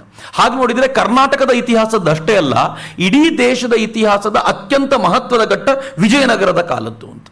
ಎಲ್ಲವನ್ನೂ ಕಳ್ಕೊಂಡಿದ್ದೀವಿ ಅಂತಂದಾಗ ಇವತ್ತು ಇಸ್ರೇಲ್ನ ಬಗ್ಗೆ ಮಾತಾಡ್ತೀವಲ್ಲ, ಅದೇ ತರದ ಒಂದು ಸಾಮ್ರಾಜ್ಯವನ್ನು ಕಟ್ಟಿ ತೋರಿಸಿದವರು ವಿಜಯನಗರದ ಅರಸರು ಅಂತ. ಈ ಅರಸರು ಹೇಗಿದ್ರು ಅಂತಂದ್ರೆ, ಹಕ್ಕರಾಯ ಅಧಿಕಾರಕ್ಕೆ ಬಂದ ತಕ್ಷಣ ಮಾಡಿದ ಮೊದಲನೇ ಕೆಲಸ, ಅವರೊಟ್ಟು 5 ಜನ ಅಣ್ಣ ತಮ್ಮಂದ್ರು: ಹಕ್ಕರಾಯ, ಕಂಪಣ, ಬುಕ್ಕರಾಯ, ಮಾದಪ್ಪ ಮತ್ತು ಮುದ್ದಪ್ಪ ಅಂತ. ಈ ಮಾರಪ್ಪ ಮತ್ತು ಮುದ್ದಪ್ಪ 5 ಜನ ಪಂಚಪಾಂಡವರಂತ. ಹಕ್ಕರಾಯರು ಮೊದಲನೇವರಾದರೆ ಬುಕ್ಕರಾಯರು 3ನೇವರು. ಈ 5 ಜನ ಸೇರಿಕೊಂಡು ಒಂದು ಸಮರ್ಥವಾಗಿರುವಂಥ ರಾಜ್ಯವನ್ನು ಕಟ್ಟಿದ್ರು. ಈ 5 ಜನ ಹೇಗೆ ಅಂತಂದ್ರೆ, ಪರ್ಫೆಕ್ಟ್ ಆಗಿರುವಂತಹ ಸೇನೆ, ಸಮರ್ಥವಾಗಿರುವಂಥ ಸೇನೆ, ಯಾರ ಮೇಲೆ ಆಕ್ರಮಣ ಮಾಡಿ ಗೆಲ್ಲಬಲ್ಲೆವು ಅಂತ. ಆದರೆ ಎಲ್ಲಕ್ಕಿಂತ ಮುಖ್ಯ ಅವರ ಮೂಲ ಉದ್ದೇಶ ಇದ್ದಿದ್ದು ಯಾರ್ಯಾರ ಮೇಲೋ ಆಕ್ರಮಣ ಮಾಡೋದಲ್ಲ, ಹಿಂದೂ ಸಾಮ್ರಾಜ್ಯವನ್ನು ಒಗ್ಗಟ್ಟುಗೊಳಿಸಿ ಒಂದು ಸಮರ್ಥವಾಗಿರುವಂಥ ಹಿಂದೂ ಧ್ವಜದಡಿಯಲ್ಲಿ ನಾವೆಲ್ಲರೂ ಸೇರಬೇಕು ಎನ್ನುವ ಕಲ್ಪನೆಯಿಂದ ಕಟ್ಟಿದವರು. ಹಕ್ಕರಾಯರು ಅಧಿಕಾರಕ್ಕೆ ಬಂದೊಡನೆ ದಿಲ್ಲಿಯ ಪ್ರತಿನಿಧಿಯಾಗಿ ದಕ್ಷಿಣದಲ್ಲಿದ್ದ ಮಲಿಕ್ ನಬಿ ಅಂತ ಯಾರಿದ್ನೋ, ಅವನು ಅತ್ಯಾಚಾರದಲ್ಲಿ ನಿಸ್ಸೀಮನಾಗಿದ್ದವನು. ಮೊದಲು ಅವನನ್ನು ಸೋಲಿಸಿ ಓಡಿಸಿದ್ರು. ಹೊನ್ನಾವರದಲ್ಲಿದ್ದ ಮುಸಲ್ಮಾನ್ ಸುಬೇದಾರನನ್ನ ನಾಶಗೈದ್ರು. ಬನವಾಸಿಯನ್ನ ವಶಪಡಿಸಿಕೊಂಡು ಪಶ್ಚಿಮ ಸಮುದ್ರದವರೆಗೂ ಮುಟ್ಟಿದ್ರು. ಬಾರ್ಕೂರ್ನಲ್ಲಿ ಕೋಟೆ ಕಟ್ಟಿದ್ರು. ಗುತ್ತಿ ಆಂಧ್ರದ ಭಾಗವನ್ನು ವಶಪಡಿಸಿಕೊಂಡ್ರು. ಇದೇ ಹೊತ್ತಲ್ಲಿ ಬಹಮನಿ ಕೂಡ ಸ್ಥಾಪನೆಯಾಗಿತ್ತು. ಹೀಗಾಗಿ ಅವರು ಆ ಕಡೆ ಕಾನ್ಸಂಟ್ರೇಟ್ ಮಾಡಿದ್ರು. ಇಲ್ಲದೆ ಹೋದ್ರೆ ಇನ್ನೂ ದಕ್ಷಿಣಕ್ಕೆ ಹಕ್ಕರಾಯರಿಗೆ ಹಬ್ಬಲಿಕ್ಕೆ ಸಾಧ್ಯವಾಗಿತ್ತು. ಅಂದರೆ ಒಂದು ದಿನವೂ ಕೂಡ ಪುರುಸೊತ್ತಿಲ್ಲದೆ ವಿದ್ಯಾರಣ್ಯರ ಆಸೆ ಆಕಾಂಕ್ಷೆಗಳನ್ನು ಈಡೇರಿಸಬೇಕು ಅನ್ನೋ ಪ್ರಯತ್ನದಲ್ಲಿ ನಿರತರಾಗಿದ್ರಲ್ಲ, ಅದು ಹಕ್ಕರಾಯರ ಬದುಕು ಅಂತ. ಹಕ್ಕರಾಯರು ತೀರ್ಕೊಂಡಾಗ, ಹಕ್ಕರಾಯರು ತೀರ್ಕೊಳ್ಳೋಕ್ಕಿಂತ ಮುಂಚೆ ಬಹುಶಃ ವಿದ್ಯಾರಣ್ಯರಿಗೆ ಅಂದಾಜಿತ್ತು ಅನ್ಸತ್ತೆ, ಬುಕ್ಕರಾಯರಿಗೆ ಯುವರಾಜನ ಪಟ್ಟವನ್ನು ಕೊಟ್ಟಾಗಿತ್ತು. ಕಂಪಣ 2ನೇ ಅಣ್ಣ, ಭೀಮ ಸದೃಶನಾದ ವ್ಯಕ್ತಿತ್ವ ಅವನದ್ದು. ಆತ ಕೂಡ ಅಕಾಲ ಮೃತ್ಯುವಿಗೆ ಒಳಗಾದಾಗ ಬುಕ್ಕರಾಯರೇ ಅಧಿಕಾರವನ್ನು ಸ್ವೀಕರಿಸಬೇಕಾಗಿ ಬಂತು. ಬುಕ್ಕರಾಯರ ಅಧಿಕಾರಕ್ಕೆ ಬಂದ ಮೇಲೆ ಇನ್ನೂ ಅಗ್ರೆಸಿವ್ ಆದರು. ಹಕ್ಕರಾಯರೇ ಅಗ್ರೆಸಿವ್ ಅನ್ಕೊಂಡ್ರೆ, ಹರಿಹರರೇ ಅಗ್ರೆಸಿವ್ ಅನ್ಕೊಂಡ್ರೆ, ಅವರಿಗಿಂತ ಅಗ್ರೆಸಿವ್ ಆಗಿದ್ದವರು ಬುಕ್ಕರಾಯರು. ಬುಕ್ಕರಾಯರು ಮೊದಲು ಕಲಬುರಗಿಯ ಮಹಮ್ಮದ್ ಶಾಗೆ ಪತ್ರ ಬರೆದು ಹೇಳಿದ್ರು, ಈ ವಾರಂಗಲ್ಲಿನ ಭಾಗ ಏನಿದೆ, ಆ ವಾರಂಗಲ್ಲಿನ ಭಾಗ ನೀವೇನು ಇಟ್ಕೊಂಡಿದ್ದೀರೋ ಅಷ್ಟನ್ನು ನನಗೊಪ್ಪಿಸ್ಕೊಟ್ಬಿಡಿ ಅಂತ. ತಾಕತ್ ನೋಡಿ ಅಧಿಕಾರಕ್ಕೆ ಬಂದ ತಕ್ಷಣ ಬರೆಯುವಂಥದ್ದು. ಯಾಕೆ ಬರೆದಿದ್ದು ಅಂದರೆ, ನಾನು ಇಷ್ಟು ಸಾಮ್ರಾಜ್ಯದ ಒಡೆಯ, ಅದು ನೀವು ನನಗೆ ಬಿಟ್ಕೊಡ್ತೀರೋ ಯುದ್ಧ ಮಾಡಬೇಕು ಅಂತ. ಆದರೆ ವಿಜಯನಗರದ ತಾಕತ್ತನ್ನು ಅರ್ತಿದ್ದಂಥ ಮಹಮ್ಮದ್ ಶಾ, ಕಲಬುರಗಿಯ ಮಹಮ್ಮದ್ ಶಾ ಏನು ಮಾಡ್ದ, ಒಂದು ಸಂಧಿ ಪತ್ರವನ್ನು ಬರೆದ್ಬಿಟ್ಟ. ನಾವಿಬ್ರು ಸಂಧಾನ ಮಾಡ್ಕೊಳ್ಳೋಣ, ಸ್ವಲ್ಪ ಭಾಗ ನಿನಗೆ ಸ್ವಲ್ಪ ಭಾಗ ನನಗೆ ಅಂತ ಸಂಧಿ ಪತ್ರವನ್ನು ಬರೆದ. ಈ ಸಂಧಿ ಪತ್ರ ಬಂದ ತಕ್ಷಣ ಸಂಧಿ ಪತ್ರವನ್ನು ಈ ಕಡೆ ಕಳಿಸಿ ಅವನೇನ್ ಮಾಡ್ದ, ವಾರಂಗಲ್ಲಿನ ಮೇಲೆ ತನ್ನ ಸೇನೆಯನ್ನು ತಗೊಂಡು ಅಟ್ಯಾಕ್ ಮಾಡಿದ. ದೊಡ್ಡ ಸೇನೆ ಅವನದ್ದು. ವಾರಂಗಲಿನ ಹಿಂದೂ ರಾಜ ತಾನು ಅವನ ಜೊತೆ ಕಾದಾಡ್ತಾ, ವೀರಾವೇಶದಿಂದ ಕಾದಾಡ್ತಾ ಪ್ರಾಣ ಬಿಡಬೇಕಾದ ಪರಿಸ್ಥಿತಿ ಬಂತು. ಅವನನ್ನ ಪ್ರಾಣ ಬಿಡೋಕ್ಕಿಂತ ಮುಂಚೆಯೇ ಹಿಡ್ಕೊಂಡಂತ ಈ ಮಹಮ್ಮದ್ ಶಾ ಅವನನ್ನು ಬೆಂಕಿಯಲ್ಲಿ ಹಾಕಿ ಸುಟ್ಟಾಕ್ಬಿಟ್ಟ. ಅವನ ಯೋಜನೆ ಅರ್ಥ ಮಾಡಿಕೊಂಡಂತ ಬುಕ್ಕರಾಯರು ಉರಿದೋಗ್ಬಿಟ್ರು. ಸಂಧಿ ಪತ್ರ ತನಗೆ ಬರೆದು ತಾನು ಶಾಂತವಾಗಿರುವಂತೆ ಮಾಡಿ ಅಲ್ಲಿ ಆಕ್ರಮಣ ಮಾಡಿಬಿಟ್ನಲ್ಲ ಅಂತ ಕೂಡಲೇ ತಡ ಮಾಡಲೇ ಇಲ್ಲ. ಅವರು ತನ್ನ ಸೇನೆಯನ್ನು ತೆಗೆದುಕೊಂಡು ವಾರಂಗಲ್ನ ಕಡೆ ನಡೆದೇ ಬಿಟ್ರು. ಆ ಕಡೆ ಯಾವಾಗ ಇವನು ತನ್ನ ರಾಜನನ್ನು ಕೊಂದಿದ್ದಾನೆ ಅಂತ ಊರಿನ ಜನತೆಗೆ ಗೊತ್ತಾಯ್ತೋ, ಊರಿನ ಜನ ಕೈಗೆ ಸಿಕ್ಕದನ್ನ ಎತ್ಕೊಂಡು ಈ ಸೇನೆ ವಿರುದ್ಧ ಧಾವಿಸಿ ಬಂದ್ರು. ಮಹಮ್ಮದ್ ಶಾ ಗಾಬರಿಗೊಂಡು ಓಡ್ತಿರ್ಬೇಕಾದ್ರೆ ಎದುರುಗಡೆಯಿಂದ ವಿಜಯನಗರದ ಸೇನೆ ಬಂದು ಸ್ಯಾಂಡ್ವಿಚ್ ಆಗ್ಬಿಟ್ಟ 2 ಕಡೆ. ಆತನಿಗೆ ತನ್ನ ಜೀವ ಉಳಿಸ್ಕೊಂಡು ಹೋದ್ರೆ ಸಾಕಾಗಿತ್ತು. ಜೀವ ಉಳಿಸ್ಕೊಂಡು ಹೋದ. ವಾರಂಗಲಿನಲ್ಲಿ ತಾನು ಮತ್ತೊಬ್ಬ ರಾಜನನ್ನು ಪ್ರತಿಷ್ಠಾಪಿಸಿದ್ದು ವಿಜಯನಗರದ ಅರಸು ಬುಕ್ಕರಾಯರು. ಬುಕ್ಕರಾಯರು ಆನಂತರ ಏನ್ ಮಾಡಿದ್ರು, ಅಲ್ಲಿಂದ ಅವರು ಮುಂದೆ ಶಾಹನ ಸೇನೆನ ನುಜ್ಜುಗುಜ್ಜು ಮಾಡಿ ಓಡಿಸಿದ್ರು. ಪೆನುಗೊಂಡೆ, ಆರ್ಕಾಟ್ ಇವೆರಡನ್ನೂ ವಶಪಡಿಸಿಕೊಂಡ್ರು. ಇದಾದ್ಮೇಲೆ ಇಡೀ ದಕ್ಷಿಣವನ್ನ ಮುಸಲ್ಮಾನರಿಂದ ಮುಕ್ತಗೊಳಿಸಬೇಕು ಅಂತ ಒಂದು ನಿಶ್ಚಯ ಮಾಡಿದ್ರು. ಆಗ ದಕ್ಷಿಣ ಭಾಗದಲ್ಲಿ ಕೇಂದ್ರದ ಅಥವಾ ದಿಲ್ಲಿಯ ಪ್ರತಿನಿಧಿಯಾಗಿ ಒಬ್ಬ ಸುಲ್ತಾನ ಇದ್ದ, ಮಧುರೆಯಲ್ಲಿದ್ದ ಅವನು. ಅವನು ಮಧುರೆಯಲ್ಲಿ ಕುಳಿತುಕೊಂಡು ಇಸ್ಲಾಮಿನ ಬೇರುಗಳನ್ನು ಹೇಗೆ ಬಿಡುತ್ತಿದ್ದ ಅಂತಂದ್ರೆ, ಅವನ ಬೇರು ಸಮೇತ ಅವನನ್ನು ಕೀಳಲಿಲ್ಲ ಅಂತಂದ್ರೆ ಇಡೀ ದಕ್ಷಿಣವನ್ನು ಆವರಿಸಿಕೊಳ್ಳುವ ಸಾಧ್ಯತೆ ಇತ್ತು. ಇಮ್ಯಾಜಿನ್ ಮಾಡ್ಕೊಳ್ಳಿ, ದಕ್ಷಿಣದಲ್ಲಿ ಮುಸಲ್ಮಾನರು ಈ ಕಡೆಯಿಂದ ಬರ್ತಾರೆ, ಉತ್ತರದಲ್ಲಿ ಮೇಲಿನಿಂದ ಅವರು ಆದಿಲ್ ಶಾಹಿಗಳಾಗಿ ಬಹಮನಿಗಳಾಗಿ ಬರ್ತಿರ್ತಾರೆ, ಮಧ್ಯದಲ್ಲಿ ವಿಜಯನಗರ ಸಾಮ್ರಾಜ್ಯವನ್ನು ಕಾಪಾಡ್ಕೊಳ್ಳೋದು ಹೇಗೆ? ಹೀಗಾಗಿ ಬೆಳವಣಿಗೆಯ ಹಂತದಲ್ಲಿರುವಾಗಲೇ ಅದನ್ನು ಮಟ್ಟ ಹಾಕಬೇಕು ಅಂತ ಬುಕ್ಕರಾಯರು ನಿಶ್ಚಯ ಮಾಡಿದ್ರು. ಆದರೆ ಅವರ ಒಂದು ಪ್ರಾಬ್ಲಮ್ ಇದೆ. ಸೈನ್ಯ ತೆಗೆದುಕೊಂಡು ತಾವು ಮಧುರೆ ಕಡೆಗೆ ಹೋದ್ರೆ, ಕಲಬುರಗಿಯವರು ಇವರೆಲ್ಲ ಬಹಮನಿ ಸಾಮ್ರಾಜ್ಯದವರು ಈ ಕಡೆ ನುಗ್ಗಿಕೊಂಡು ಬಂದ್ರೆ ತನ್ನ ರಾಜ್ಯವನ್ನು ಉಳಿಸ್ಕೊಳ್ಳೋದು ಹೆಂಗೆ? ಅವ್ರಿಗಾಗ ಸಿಕ್ಕಂತ ಒಂದೇ ಒಂದು ಅವಕಾಶ ಏನು ಅಂದ್ರೆ, ತನ್ನ ಕಿರಿಯ ಕಂಪಣ ತನ್ನ ಪುತ್ರನನ್ನು ಕರೆದು, ಕಂಪಣ ಅಂತ ಹೆಸರು ಒಂದು, ಕಿರಿಯ ಕಂಪಣ ಅಂತ ಕರೀತಾರೆ, ಕಂಪಣನ ಕರೆದು ಈ ಯುದ್ಧದಲ್ಲಿ ಗೆದ್ದು ಬರಬಹುದಾ ಅಂತ ಕೇಳಿದ್ರು. ಗೆಲ್ಲಬೇಕಾದ್ರೆ ಬರೀ ಯುದ್ಧ ಮಾಡಿ ಗೆಲ್ಲೋದಷ್ಟೇ ಅಲ್ಲ, ದಾರಿಯುದ್ದಕ್ಕೂ ಇರುವ ಹಿಂದೂ ರಾಜರುಗಳನ್ನ ಗ್ರೂಪ್ ಮಾಡಬೇಕು. ಇನ್ಮುಂದೆ ನಾವು ಸೆಪರೇಟ್ ಆಗಿರಬಾರ್ದು, ಜೊತೆಯಲ್ಲಿದ್ದು ಹೋರಾಟ ಮಾಡಬೇಕು ಮುಸಲ್ಮಾನರ ವಿರುದ್ಧ ಅಂತ ಗ್ರೂಪ್ ಮಾಡಬೇಕು. ಎರಡೂ ಕೆಲಸ ನಿನಗೆ ಮಾಡಬಹುದಾ ಅಂತ ಸವಾಲನ್ನು ಸ್ವೀಕರಿಸಲಿಕ್ಕೆ ಯಾರು ಇಚ್ಛೆ ಪಡಲ್ಲ ಹೇಳಿ? ಅದರಲ್ಲೂ ತೋಳ್ಗಳಲ್ಲಿ ಸಮರ್ಥವಾಗಿರುವಂಥ ಬಲವಿರುವಂಥ ತರುಣ ಯಾವತ್ತೂ ಇಲ್ಲ ಅಂತ ಹೇಳಲಿಕ್ಕೆ ಸಾಧ್ಯ ಇಲ್ಲ. ವೀರ ಕಂಪಣ, ಕಿರಿಯ ಕಂಪಣ ಸಿದ್ಧನಾದ, ಹೋಗ್ತೀನಿ ಅಂತ. ಆಶ್ಚರ್ಯ ಏನು ಅಂತಂದ್ರೆ, ಆತನಿಗೆ ತಿಲಕ ಇಟ್ಟು ಸಿದ್ಧ ಮಾಡಿ ಕಳಿಸಬೇಕಾಗಿರುವಂಥ ಆತನ ಹೆಂಡತಿ ಗಂಗಾಂಬಿಕೆ ಸ್ವತಃ ವೀರಾವೇಶದ ಹೆಣ್ಣು ಮಗಳು, ಜೊತೆಗೆ ಪಂಡಿತೆಯೂ ಕೂಡ ಹೌದು. ಆಕೆ ಪಂಡಿತಳು ಹೌದು. ಆಕೆ ಗಂಡನಿಗೆ ಹೇಳಿದ್ಲು, ಈ ಬಾರಿ ಯುದ್ಧಕ್ಕೆ ನಾನು ಬರ್ತೀನಿ ನಿಮ್ಮ ಜೊತೆ. ಗಂಡ ಕೇಳಿದ್ನಂತೆ, ಶತ್ರುಗಳನ್ನು ನಿನ್ನವರೆಗೂ ಬಿಟ್ಟುಕೊಡುವಷ್ಟು ಹೇಡಿಗಳಾಗಿಲ್ಲ ಇನ್ನು ನಾವು, ತಲೆ ಕೆಡಿಸ್ಕೋಬೇಡ, ನಾನೇ ಯುದ್ಧಕ್ಕೆ ಹೋಗಿ ಬರ್ತೀನಿ ಅಂತ ಅವಳು ಹೇಳಿದ್ಲು. ನನಗೆ ನಿನ್ನ ತೋಳ್ಬಲದ ಮೇಲೆ ಅನುಮಾನ ಇಲ್ಲ, ಆದರೆ ನಿನ್ನ ಯುದ್ಧದ ಕಥನವನ್ನು ಬರೀಬೇಕಲ್ಲ, ಅದಕ್ಕೋಸ್ಕರ ಕಣ್ಣಾರೆ ನೋಡಬೇಕು, ನಾನು ಬರ್ತೀನಿ ಅಂತ ಹೆಂಡತಿ ಜೊತೆಗೆ ಹೋದ್ಲಂತ. ಗಂಗಾಂಬಿಕೆ ಹೋದ್ಲು. ಅವಳು ಹೋಗಿದ್ದರಿಂದಾಗಿನೇ ಮಧುರ ವಿಜಯಂ ಅನ್ನುವಂಥ ಕೃತಿ ಇವತ್ತಿಗೂ ಇರೋದು. ನಮ್ಗೆ ಇಡೀ ಘಟನೆ ನಮ್ಮ ಕಣ್ಣೆದುರಿಗೆ ಸಿಗಲಿಕ್ಕೆ ಕಾರಣವೇ ಗಂಗಾಂಬಿಕೆ ಅವನ ಜೊತೆ ಹೋಗಿದ್ಲು ಅನ್ನೋ ಕಾರಣಕ್ಕೋಸ್ಕರ. ತಂದೆಯ ಆಶೀರ್ವಾದ ಪಡೆದು ಗಂಡ ಹೆಂಡತಿ ಇಬ್ರು ಹೋದ್ರು. ದೊಡ್ಡ ಸೇನೆ, ಹಂಪಿಯಿಂದ ಮಧುರೆವರೆಗೂ. ಎಂಥ ದೊಡ್ಡ ಯಾತ್ರೆ ಇರಬೇಕು ಅದು ಅಂತ ಇಮ್ಯಾಜಿನ್ ಮಾಡಿ. ಆ ಉದ್ದಕ್ಕೂ ಬರ್ತಿರುವಂತಹ ರಾಜರುಗಳನ್ನು ಸಂಘಟಿಸಿಕೊಂಡು ಆತ ಮುನ್ನಡಿತಿದ್ದಾನೆ. ದಾರಿಯಲ್ಲಿ ಅವರು ಕಂಚಿಗೆ ಹೋಗಿ ನಿಂತಾಗ, ಅಲ್ಲಿಂದ ಮುಂದಕ್ಕೆ ಮಧುರೆಗೆ ಹೋಗಬೇಕು, ಕಂಚಿಗೆ ಹೋಗಿ ನಿಂತಾಗ ಕಂಚಿಯಲ್ಲಿ ಸಾಂಬವರಾಯ ಅಂತ ಒಬ್ಬ ರಾಜ. ಆ ಸಾಂಬವರಾಯ ಸಮರ್ಥನಾಗಿರುವವನು, ಆದರೆ ಮಧುರೆಯ ವಿಚಾರಕ್ಕೆ ಯಾವತ್ತೂ ತಲೆ ಹಾಕಲಿಲ್ಲ. ನಾನು ಚೆನ್ನಾಗಿದ್ರೆ ಸಾಕು, ಮಧುರೆಯ ಹಿಂದೂಗಳು ಹಾಳಾಗೋದ್ರೂ ಚಿಂತೆ ಇಲ್ಲ, ನನಗೇನು ಬೇಕಾಗಿಲ್ಲ, ನನ್ನ ರಾಜ್ಯವನ್ನು ಚೆನ್ನಾಗಿಟ್ಕೊಂಡ್ರೆ ಸಾಕು ಅಂತ ಇದ್ದವನು. ಆದರೆ ಅವನಿಗೆ ಗೊತ್ತಿಲ್ಲ, ಇವತ್ತು ಯಾವ ಮುಸಲ್ಮಾನರು ಆ ಭಾಗವನ್ನು ಕಬಳಿಸಿದ್ದಾರೋ ನಾಳೆ ಇವನ ಭಾಗವನ್ನು ಕಬಳಿಸ್ತಾರೆ ಅಂತ ಗೊತ್ತಿಲ್ಲ ಅಂತ. ಈತ ಕಂಚಿಗೆ ಬಂದು ಮೊದಲಿಗೆ ಏನು ಮಾಡ್ದ ಅಂತಂದ್ರೆ ಒಂದು ಪತ್ರವನ್ನು ಬರೆದು ಹೇಳ್ದ, ನಾವು ಹಿಂದೂಗಳೇ ಕಿತ್ತಾಡಿದ್ರೆ ಚೆನ್ನಾಗಿರಲ್ಲ, ನಾವು ಹಿಂದೂಗಳು ಅನ್ನೋದನ್ನು ಮರೆಯೋದು ಬೇಡ, ನಮ್ಮ ಮೇಲೆ ಆಕ್ರಮಣ ಮಾಡಿರುವ ಆ ಮುಸಲ್ಮಾನನಿಗೆ ಸರಿಯಾದ ಪಾಠ ಕಲಿಸೋಣ, ಅವನನ್ನು ಓಡಿಸ್ಲಿಲ್ಲ ಅಂತಂದ್ರೆ ಇಲ್ಲಿ ಬೇರು ಬಿಡ್ತಾನೆ, ಅದು ಬಹಳ ಕಷ್ಟ ಆಗುತ್ತೆ, ಹೀಗಾಗಿ ನಾನು ನೀನು ಜೊತೆಯಾಗೋಣ ಅಂತ. ಆ ಪತ್ರವನ್ನು ಮೂಲೆ ಗುಂಪು ಮಾಡಿದಂಥ ಸಾಂಬವರಾಯ ಏನು ಮಾಡಿದ, ಯುದ್ಧಕ್ಕೆ ಸಿದ್ಧನಾಗಿ ನಿಂತ. ಆದರೆ ವಿಜಯನಗರದ ಬೃಹತ್ ಸೇನೆಯ ಎದುರು, ವಿಜಯನಗರದ ಸೇನೆಯ ಕಲ್ಪನೆ ನೀವು ಕೇಳಿದರೆ ಗಾಬರಿಯಾಗ್ಬಿಡ್ತೀರಾ. ವಿಜಯನಗರದ ಸೇನೆಯ ಕುರಿತಂತೆ ಅನೇಕರು ತುಂಬ ಸುಂದರವಾದ ಉಲ್ಲೇಖವನ್ನು ಕೊಡ್ತಾರೆ. ಒಂದು ಉಲ್ಲೇಖವನ್ನು ನಾನು ಹೇಳಬೇಕು. ವಿಜಯನಗರದ ಸೇನೆ ಎಷ್ಟಿತ್ತು ಅಂತ ಅನ್ನೋದಕ್ಕೆ ಬಾರ್ಬೋಸ್ ಅನ್ನುವಂಥ ಒಬ್ಬ ಯಾತ್ರಿಕ 900 ಆನೆ, 20,000 ಕುದುರೆ ಮತ್ತು 1,00,000 ಸೈನಿಕರಿದ್ರು ಅಂತ ಹೇಳ್ತಾನೆ. ಅದಕ್ಕೆ ಮತ್ತೊಬ್ಬರು ಇತಿಹಾಸಕಾರ ಏನು ಹೇಳ್ತಾರೆ ಗೊತ್ತಾ, ಅದು ಕೃಷ್ಣದೇವರಾಯನ ಅಂಗರಕ್ಷಕರ ಸಂಖ್ಯೆ ಇರ್ಬೋದಷ್ಟೇ ಅಂತ. 900 ಆನೆ, 20,000 ಕುದುರೆ, 1,00,000 ಸೈನಿಕರು ಅವನ ಅಂಗರಕ್ಷಕರು ಇರ್ಬೋದಷ್ಟೇ. ಅವ್ರು ಹೇಳ್ತಾರೆ, ಇತಿಹಾಸಕಾರರೊಬ್ರು ಹೇಳ್ತಾರೆ, ಅವರು ಬೇಟೆ ಆಡ್ಲಿಕ್ಕೆ ಹೋದ್ರೆ ಒಂದು 20-25,000 ಜನ ಸೈನಿಕರ ಜೊತೆಲಿ ಹೋಗಿರ್ತಿದ್ರು ಅಂತ. ಅವ್ರ ಸೇನೆಯ ವ್ಯಾಪ್ತಿ ಹಂಗಿತ್ತು. ಅಬ್ದುಲ್ ರಜಾಕ್, ಅವನು ಪರ್ಷಿಯಾದಿಂದ ಬಂದಿರುವಂಥ ಯಾತ್ರಿಕ ಹೇಳ್ತಾನೆ, 11,00,000 ಸೈನಿಕರಿದ್ರು ಅವ್ರ ಬಳಿ. ಅಂತ 11,00,000 ಈ ದೇಶದ ಒಟ್ಟು ಸೈನಿಕರ ಸಂಖ್ಯೆ ಅದು ಇವತ್ತು. ಈ ದೇಶದ ಭಾರತದ ಒಟ್ಟು ಸೈನಿಕರ ಸಂಖ್ಯೆ ಹೆಚ್ಚು ಕಡಿಮೆ 11ರಿಂದ 14 ಲಕ್ಷದವರೆಗೂ ಬರ್ಬೋದು. ಡೊಮಿಂಗೋ ಪಾಯಸ್, ಆತ ಯಾರು ಈ ದೇಶಕ್ಕೆ ವಿಜಯನಗರಕ್ಕೆ ಭೇಟಿ ಕೊಟ್ಟಿದ್ನೋ, ಆತ ಹೇಳ್ತಾನೆ, ಅಗತ್ಯ ಬಿದ್ದರೆ 20,00,000 ಸೈನಿಕರನ್ನ ಸಿದ್ಧ ಮಾಡಿಸಬಲ್ಲಂತ ಕೆಪಾಸಿಟಿ ವಿಜಯನಗರ ಸಾಮ್ರಾಜ್ಯಕ್ಕಿತ್ತು ಅಂತ. ಅಂದ್ರೆ ಮನೆಯೂ ಸೈನಿಕರೇ. ವಿಜಯನಗರದ ಸೈನ್ಯದ ಕಥನಗಳು ಹೇಳಿ ಮುಗಿಯುವಂಥದ್ದಲ್ಲ ಮಿತ್ರರೇ. ವಿಜಯನಗರದ ಸೈನ್ಯದ ಕಥನಗಳು ಹೆಂಗೆ ಅಂತಂದ್ರೆ, ಅದು ದಂತಕಥೆ, ಆಡು ಮಾತಲ್ಲಿ ಇರುವಂಥದ್ದು ಸಾಧ್ಯವೂ ಇದೆ. ಒಬ್ಬ ಅಜ್ಜಿ ವಿಜಯನಗರದ ಯುದ್ಧ ಮುಗಿದ ನಂತರ ವಯಸ್ಸಾಗಿರುವಂಥ ತಾಯಿ, ಆ ತಾಯಿ ಊರಿಗೆ ಡಂಗುರ ಸಾರ್ಲಿಕ್ಕೆ ನಮ್ಮ ಅರಸರು ಗೆದ್ರು ಅಂತ ವಿಜಯದ ಸುದ್ದಿಯನ್ನ ಕೊಡ್ಲಿಕ್ಕೆ ಅಂತ ಒಬ್ಬ ಬಂದಂತೆ.